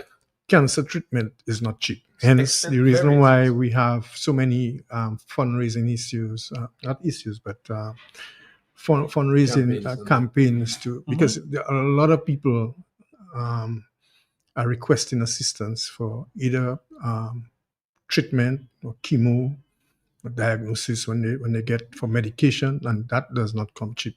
And the operation itself, as Mr. Gordon is talking about. Talk to us about the statistics in Dominica. But that I didn't come prepared with, and that's a missing part of because I heard it's But it's about the second leading cause of death among men, if not the first. So prostate cancer is right up there, right up there. I don't have the actual stats. 20-something cases in most recent statistics. I don't have it. And it's been on the rise. Yeah, but in a subsequent program, I'm sure we can. But men, if you have any questions, now is the right time because we're dealing with a cancer survivor. So feel free to give us a call, 449-3095. Somebody says, I think it's James Calm. He says, that's my brother from Benz. Love you, bro, Eric Gordon. It was nice seeing you sometime last July. Yeah, man, I love you too. You know that. Big time. All right. So please, if you have any questions at this time, feel free to call us. The numbers are 449-3095, 449-3096, 449-3097. In the interim, while we wait for calls, I just want, if the people in the Kalinago territory are listening, especially the men, please support our advocacy and our education at my coffee shop in Mao River. It begins at about 4 p.m.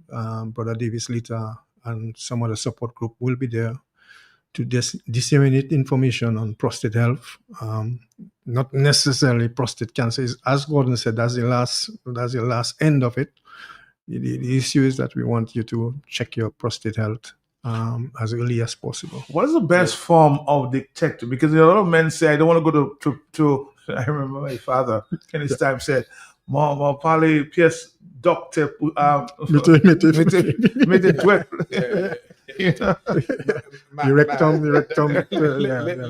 address that. Yeah. And because even while there's some slide here that I have here that we'll talk about, even while I was given this hour. Put a stick there. Let's take a phone call. Are you there, caller? Sorry about that. Somebody's trying to call. Yes, are you there, caller? Yes. Yes, Matt, I'm on the phone. Yes, sir. How you doing, Matt? I'm okay for now. Yeah, man, Matt, I want to congratulate the men in there for educating us and giving us some information, because this is a serious thing. And from my understanding, Matt, once you're a man, you should expect some prostate issues. And the earlier you're on top of it, like they say, it's better for you. I can tell you, me personally, Matt, I just had a biopsy 3 weeks ago. Fortunately for me, it didn't give any negative results. But I just want to tell men, don't take this thing for granted. Don't be afraid of. Well, caller, thank you very much. Thank you. Yes, well, you want to start? You know, even while I was giving us some of these flyers, yes, here's this guy saying, "Mopali doctor, me do it to him more than I said to myself, but this is pure ignorance and macho talk. You know, yes. You know, men cannot be a pain. Right. You might take a punch from a guy, yeah, but when it comes to medical related pain, women have greater resistance. Oh, they're strong. Men are like babies. Mm-hmm. You know, once we're sick and we know that pain is coming from some sickness, men will like babies. And I'm hearing the guy saying he wouldn't let his doctor put it. But listen, it can be done otherwise. Because another guy who told me, give me a story about his PSA reading, which was 3.5. I say, you sure it's 3.5 or 0.35? Then he says, then I said, get a copy of that blood work and look at it again and share it with me. Because if it's 3.5, your doctor probably did not tell you you're okay. Because at 3.5, that is time for action to be taken.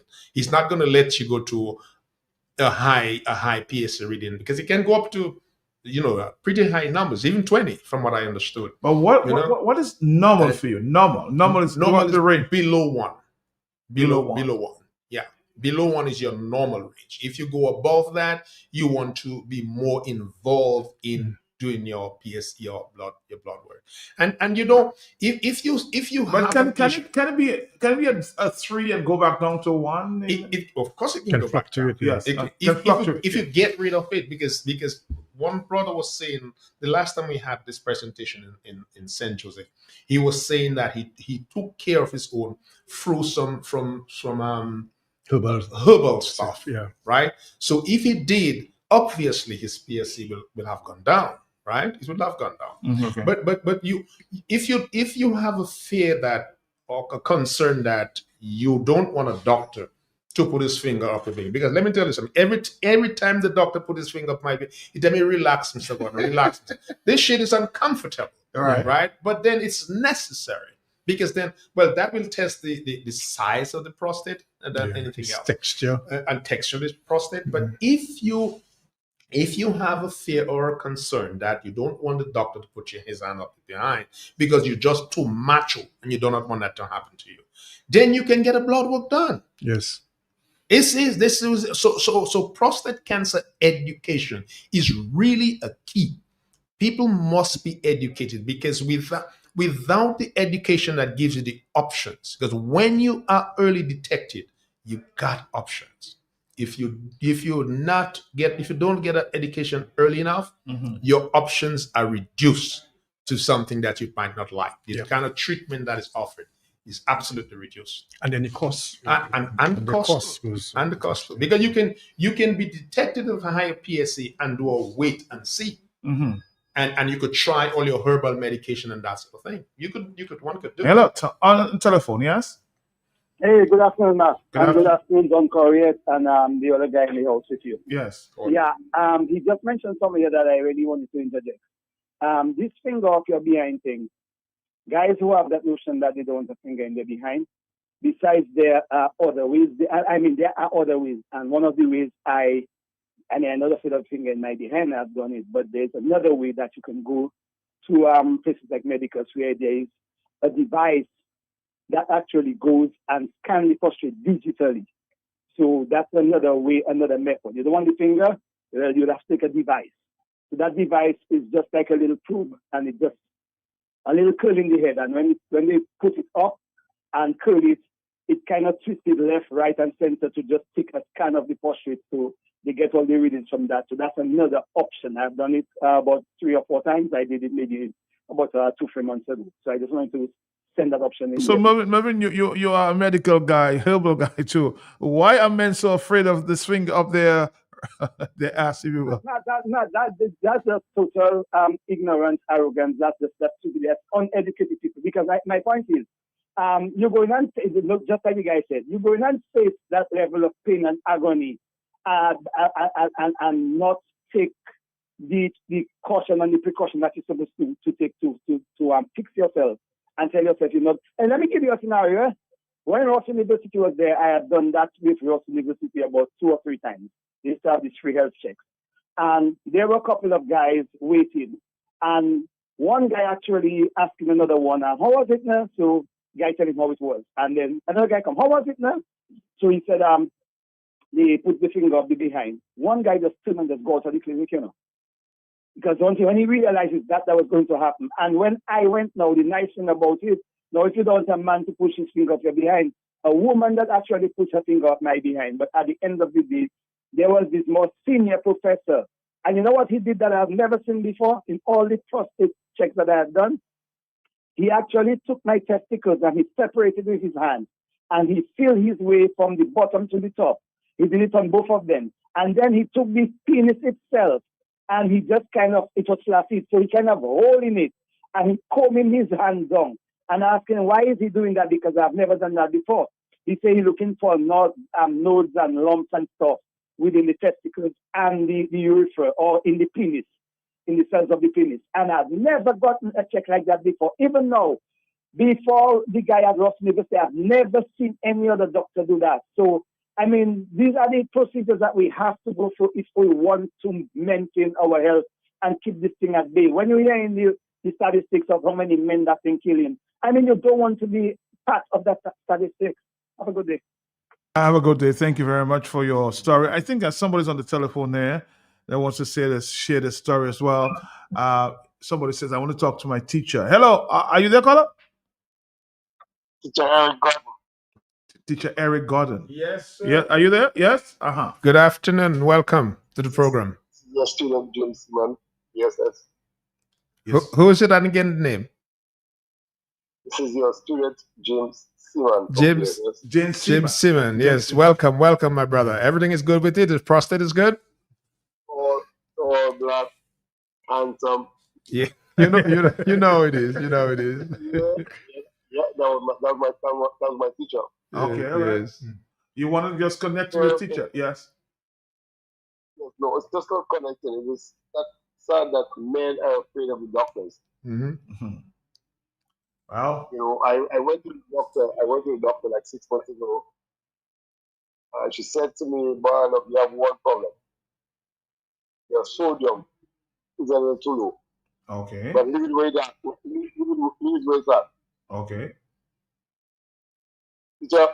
Yeah. Gordon, Yes. I remember you have to do this, and it is sad that and I'm proud of you coming and emulate and teaching men. Yes, we brother. Need to do what we have. We have to do what we have. Yeah. Sharing my story is sharing knowledge, man. And making men get more brave. Let's do it. Thank you. Thanks a lot, man. Thanks. I love you. I'm proud of you, man. Thank you. Thanks, brother. Thanks. Appreciate you. Thank you. Just to note, our theme for this month's awareness program is Men, Your Prostate Health Matters. So it does matter, and you have to take it seriously. So like we're doing in the Kalinago territory, we're going to be taking the message to the blocks. So we start in the Kalinago territory where the men assembly. We're going to try to go there and hope we can have a one-on-one with them. We'll take that to Casibros probably. And then we're going to have a lot of the labs and the doctors doing discounted rates for men who want to go check their prostate and do their tests. So the various labs will be giving discounted rates.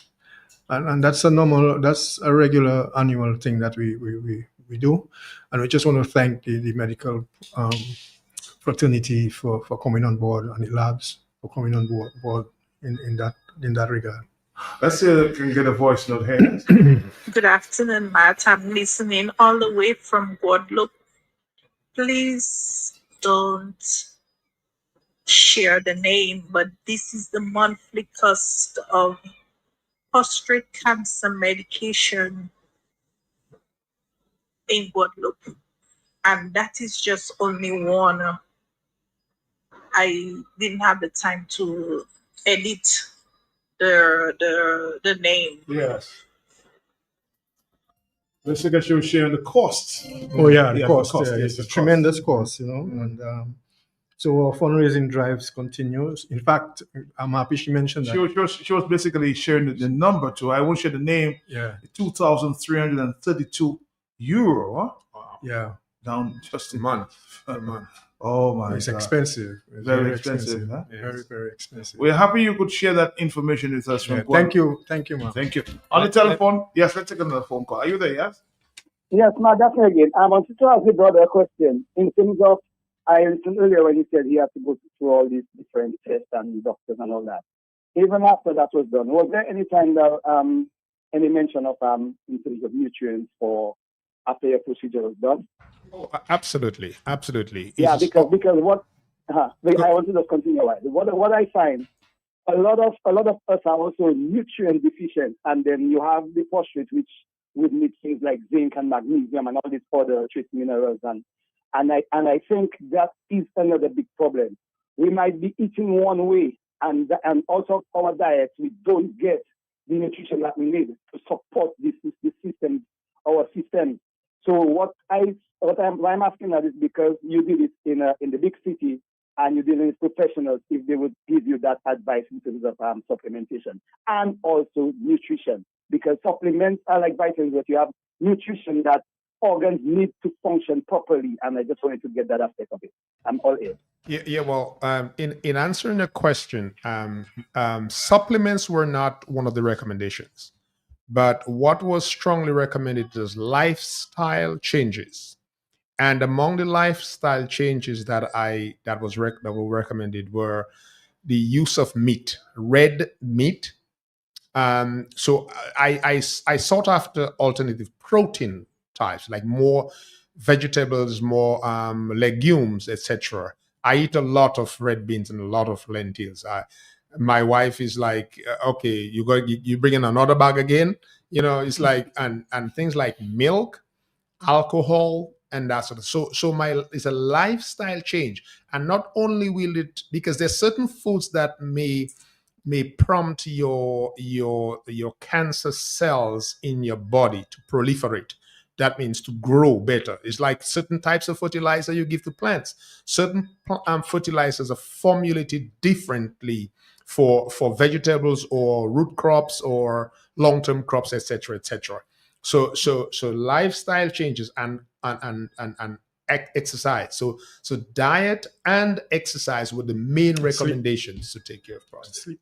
And sleep too. Yeah. Yep. Adequate sleep for the body, because that's when your body regenerates. All right, let's take another phone call there. A very interesting discussion. Prostate health. Oh, sorry, we missed that phone call. You can try calling back. Okay, 449-3095, 449-3096, 449-3097. You're going to say something? Yeah. What we're doing in the Layu Senjo area as far as prostate education is concerned, the church that I belong to. Hold on. Hello, more telephone calls, yes? More telephone calls, yes? Yes, good afternoon. Because I'm not a man and I don't have a prostate, you're taking my call. I don't see your calls. I see lights. Go ahead. Matt, sometimes women, we encourage our men. I'll tell you what happened. I was in Dominica and my friend had a UTI. I made an appointment and I took him to see the urologist. And he said what to get a catheter, whatever, to take to his office that he could see. When we got there and I told the doctor that, he had a UTI, because I look at the color of the urine and whatnot, and I could tell. So the doctor said, when he did he checked him and questioned him and whatnot, he said probably the prostate was inflamed. I asked the doctor, could you please check to be sure, what it feels like, that you could tell me? He said, some men don't feel comfortable in doing that. I said, but look, he's right there. He did not tell you he's not comfortable. Could you do it for him, please? He gave a thing to go to Medicus to get it done. I said, but when he comes to the U.S., he get it done both ways, physically and through the blood test. He did not do the manual check for him. I said, we have to travel, so by the time we get an appointment, it will be too late to get the results to come back. He put the catheter. The catheter was too big. The man was bleeding. And when he inserted the balloon in the catheter, the amount of water he put in, I said, do you insert that much? He said, yes, you can put whatever. By the time we got out there, the catheter, the balloon burst and the catheter came off and whatnot. Anyway, I went to the pharmacy. I bought everything that's needed and a smaller French catheter. I inserted the catheter. I kept it in all weekend, gave him lots of fluid until the urine cleared up. Then we traveled and I came up here and he got it checked. I'm still seeing a urologist. Everything has been okay. But it's something you do, men should check all the time. But how does that feel when you ask the doctor to check it for you manually and he says some men not comfortable with it? The guy said, yes, it's okay, you can go ahead and do it. And the doctor did not do it. So if I was still home, what would have happened? And we did not get the test done before we leave, and he would still have that catheter in, which sometimes is a reservoir for infection. I kept the catheter for the weekend and then I took it off. And then after we traveled and he checked it up here. So sometimes you don't always blame the people. Thank you. Thank you. So let's take a quick break. We'll come back for word from our valuable sponsors. We'll be right back. Stick around. Just me Goldwyn in Roseau again. Same place outside Flossie's. I tried to dock in, but he had time see me. Where? Story start again. Million, lot of my power with Gaza. Fella. I said the same thing you doing, shopping at Flossie's. And you don't have to tell me the same thing you tell me last time because I'm busy. It's to hear him way. You reckon? About my pocket the boy. I won't tell you that I save money in food and drinks when I buy quantity. I save more. Oh, shucks, man. Well, when you're still telling me, I know already. To pack I expect him, why? But I can him up here for Palais. I will tell all my friends from London, US and Dominica to come to Floss's. Right next to the Rosa Market. Open Sunday to Saturday. Floss's can't do but Tuesday. I see Goldwyn shopping for farming supplies. So I ask you, what are you doing inside Bloombox? Do you have a farm? You tell me, that's how tell sort. I've been married 37 years. Look at my money farm. I say, no, not woman. Like land for farming crops. And then you understand, Bloombox is the most affordable on island. Knapsacks starting at only $57.71. Elsewhere, it's $300 plus. Cutlass seeds, seeding trays, nursery pots, sales of potting mix, all at way better prices than anywhere else. Fertilizers, 3-in-1 multi-tool, and so much more. Located on Federation Drive, Goodwill. Second property on the right after the Valley Link Road and on the corner of Drury Lane and Hanover Street in Roseau. Bloombox. Let's bloom together. Are you a man over 40? Well, it's time to get your prostate checked and get that examination done today. Remember, prostate health is important to your overall health. I am Val Coffey. I'm a family man, I'm a businessman, and a pharmacist. I ask you to join the Men's Cancer Support Group with the September 1st campaign. You need to get your prostate health back on track. Get checked, get treated, and make sure your prostate is working well. This is serious. Yeah, man, for the man, them. This is the king that's one in the man, them. Trust me, don't wait. Go check your prostate. From the 1st of September and beyond. The Cancer Society told me prostate awareness month. Go get tested annually. Come get screened and be healthy. A strong prostate makes a strong king. Strong king builds a strong country. Yeah, man. Check your prostate.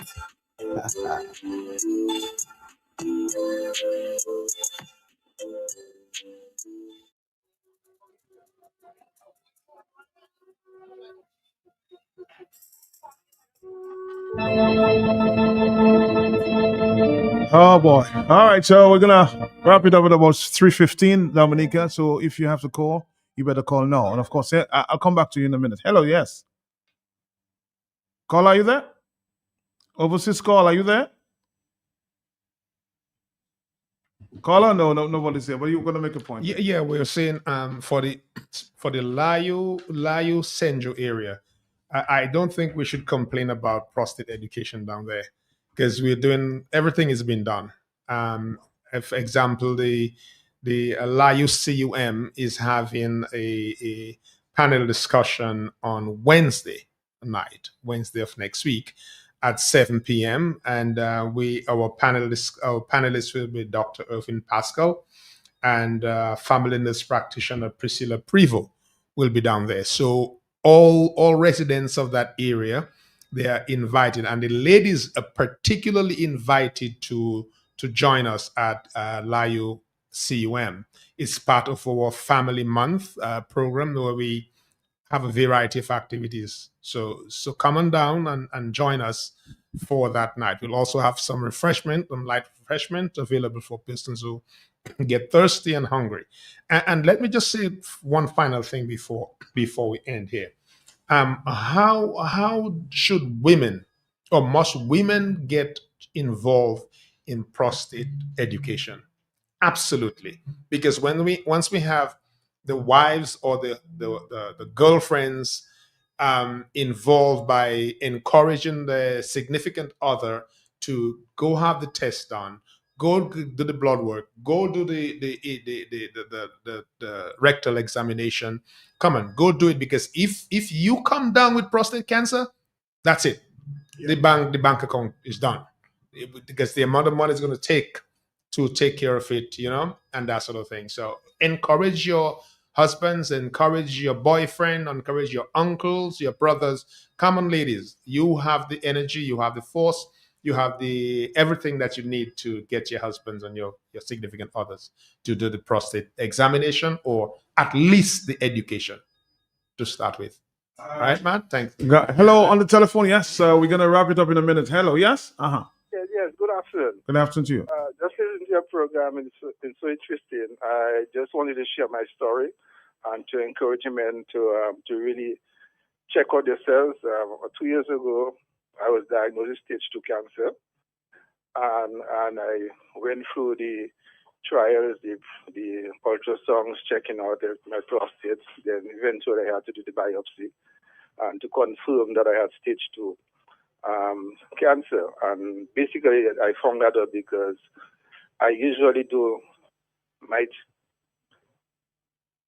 You usually do what? Go ahead. I usually do my checkout, my annual checkup, and I missed 1 year. And then when I went for the following year, my PSA had shot up way up there, and my doctor encouraged me to do the thing, and eventually I had to make a decision as to whether to go on the hormone treatment, which is something that I don't think much men like. But I did go on it for at least almost a year.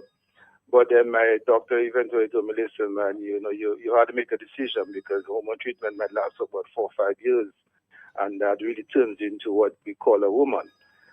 So I had to make the decision, and it was very expensive. And I did do a procedure called brachytherapy, which you go in the morning and you leave the hospital in the afternoon. It's very expensive, but hopefully from my research, it's almost 99% curable. But I have to keep on checking myself every 3 months to ensure that my PSA stays low. So I just want to encourage you, man, the earlier you check out this thing, it's better for you, because still can be active like a man. I mean, when you go and sometimes you do the surgery when it spreads so much, because luckily for me, it was only one area of my prostate that was cancerous, and out of 13 samples, 1 was bad. So I caught it early enough so that I could do a procedure where I think as the doctor said, I should be cured, but you never know. You still have to keep on checking yourself to make sure everything is. So I just want hold on. Caller, let me ask you a question before you hang up. How high did your PSA go up, and how low is it right now before you did the treatment? When I did my biopsy, my PSA was above 20. Wow, above 20. So it was way up there. Wow. And then it came back down to like around 10. And then I decided, well, no, the doctor decided, let's do the ultrasound. They found one area cancer was looking this troublesome, and then they said, well, the next step is the biopsy. And I eventually went to see a urologist in Barbados, And then he sent up my samples to Johns Hopkins Hospital. And then they confirmed that I had my cancer cells was Gleason 9, which was very, very aggressive. Gleason plus 9. So That's then very I had aggressive. to make a decision right away as to deal with it now or wait until, things get worse. And luckily I had the resources to do that because it is very, very expensive. But I just want to encourage men, the earlier you catch this thing, the better. Because, you can deal with it because prostate doesn't kill you. Is when it leaves your prostate and it goes into your body, that's when you die. So you're currently on the brachytherapy, and how's that working for you? Well, brachytherapy is a low dose radiation, which is where they put the insert radiation seeds yeah, into your prostate, and it basically lets go radiation over a period of time to kill all your prostate cells, and then hopefully your prostate good cells will regenerate and come back to normal, and the cancer cells will stay dead. So it's something that you go in.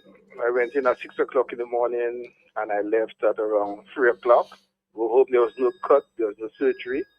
The only pain was from the catheter, and then they put me on pain medication and antibiotics to prevent an infection. But I had to rest for about 48 hours, and then for the next 6 weeks, I could not lift up any load. I could not eat certain spicy foods. I couldn't do any exercises to create any inflammation in my prostate. I had to do that. I have to continue doing it for the next 6 months. But I keep on checking my PSA on a regular basis every 3 months to ensure that it stays at an acceptable level. All right, something that we really need to work on doing. Thanks a lot. Thanks for sharing that information with us, Thank you. with the public. We certainly appreciate that, and we look forward to. Are you in Dominica? Yes, I think he's still in Dominica. Yeah, I'm in Dominica. So encourage those men. men. Good advice, men. If you know you're going to do your PSA, don't have sex for 2 weeks. It does. Because I can raise your PSA, you know what I mean? All right, thank you. All right, Dominica, a woman is now saying, men, you're too coward. Women have so much to do that is more invasive than a little finger that we do. So, thanks to the men in the studios. Men, check yourself before women leave you holding your front check alone, okay? For nights. Yeah, that's true. That's true. On the telephone, are you there? Yes? Hello? I suspect we're having some problems with the overseas line now. We're very interested there. Women are now encouraging you to, of course, just getting some news there, sad news that there was some shooting in the Granby area that resulted in one young man dying on the spot. Wow. Yeah, that's serious. It's a serious situation. Young men, I don't know. That's another area we have to concentrate on as men. We have to be probably big up our role modeling for young men. We have to become role models. Yeah, but quickly before we go, I just want us to support us in our endeavors. We'll be supporting Eric and his group in Layo next week. And I had it wrong earlier on. I think I had a news clip that says Tuesday the 17th, Wednesday the 17th. So I want to make that correction. It's Wednesday the 17th at Layo, 7 p.m. Dr. IP has consented to do a feature speech on general cancer, but focusing on prostate. We want to thank him for that. We also have a concert coming up on the 27th of this month. Hosted, the artist is going to be the Johnson family with Michael Henderson, Janet Jackson, and a couple other artists. High class acts, high class performers. It's only $50, and we're encouraging persons to support us. Tickets are already on sale, and it'll be under the patronage of Her Excellency the President, Mr. Button, Mrs. Button, and Mr. Button. And so we're asking persons to come out and support us. If you cannot come to the concert, but you want to make a contribution, check our office, donate, because as we say, we have a lot of people out there looking for assistance for cancer care. for treatment, for surgery, and it doesn't come cheap.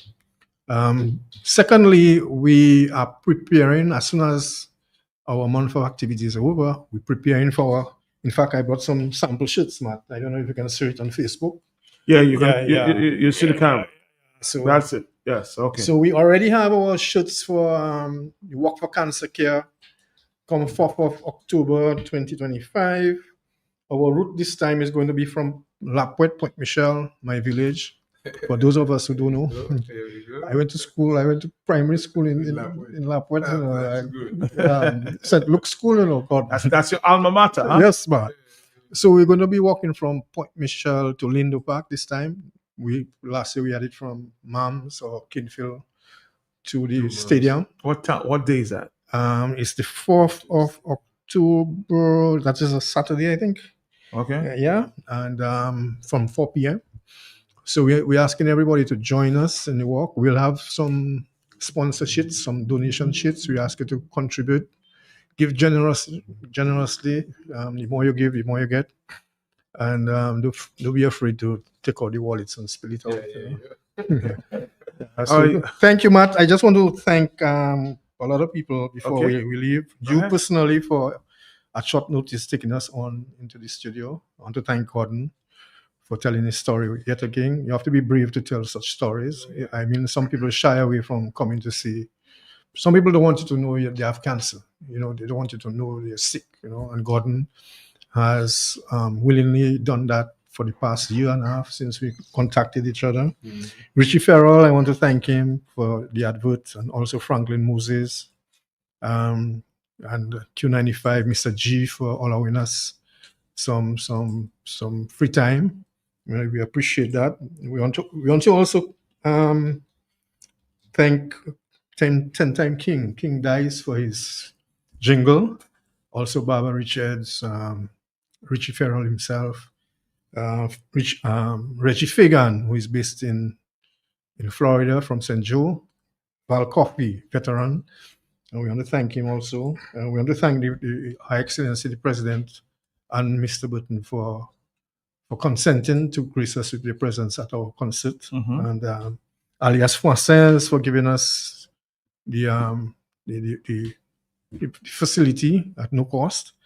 And we just want people to really come out and support us, on the 27th. The Johnson family is noted for a very good, high standard concert. Well, Michael is an artist by herself, and so we have top class artists. So please come and support us. It's only $50. Any final or passing comments? I know we'll be back sometime. I was just looking at the diet and exercise part of things there, and I just remembered that it's always good to have a good wife behind you. Have a good wife who is going to ensure that you're a girlfriend. In my case, it's my wife, right. Alicia Pierre Gordon. Great cook, somebody who's always ensured that diet is number one. And so keep that wine down a little more, Mr. Gordon. Keep it down. Make sure you don't take too much of that, right? Okay. Yeah, thank you, Alicia, for your great support, Thanks. And, of course, she's like co-sponsoring this whole church thing with me. All right. Well, I want to say congratulations and thank you for coming. Thanks. And sharing your story. Appreciate that, man. We do appreciate. Yes. Matt will be back to promote our Walk for Cancer in October. So. When you're ready. All right, brother. All right. Thank you very much. Yes. Bye-bye. Honored and distinguished patronage of Her Excellency Mrs. Savannah Burton and Mr. Burton, the Johnson family and friends, in collaboration with the Dominica Cancer Society, invites you to a very life-saving, life-changing benefit concert, Sounds and Rhythm, in support of cancer care in Dominica. Come and be part of the enchanting atmosphere, saturated with strings and melodies and voices in harmony, embracing our rich, diverse symphony of nature's best, most sultry and provoking renditions. You'll love them. Featuring the Tyson family, Michael Henderson, Janae Jackson, Niall Grove, Steel Pan Music, Roya Daniel, and Vanilla Dumas. Alias says Saturday, September 27th at 7 p.m. All are invited to this evening of adventure. With your wholehearted support to those on the front line of cancer care and cancer support in Dominica, only $50 easy. One night only. But you always have me. Lord,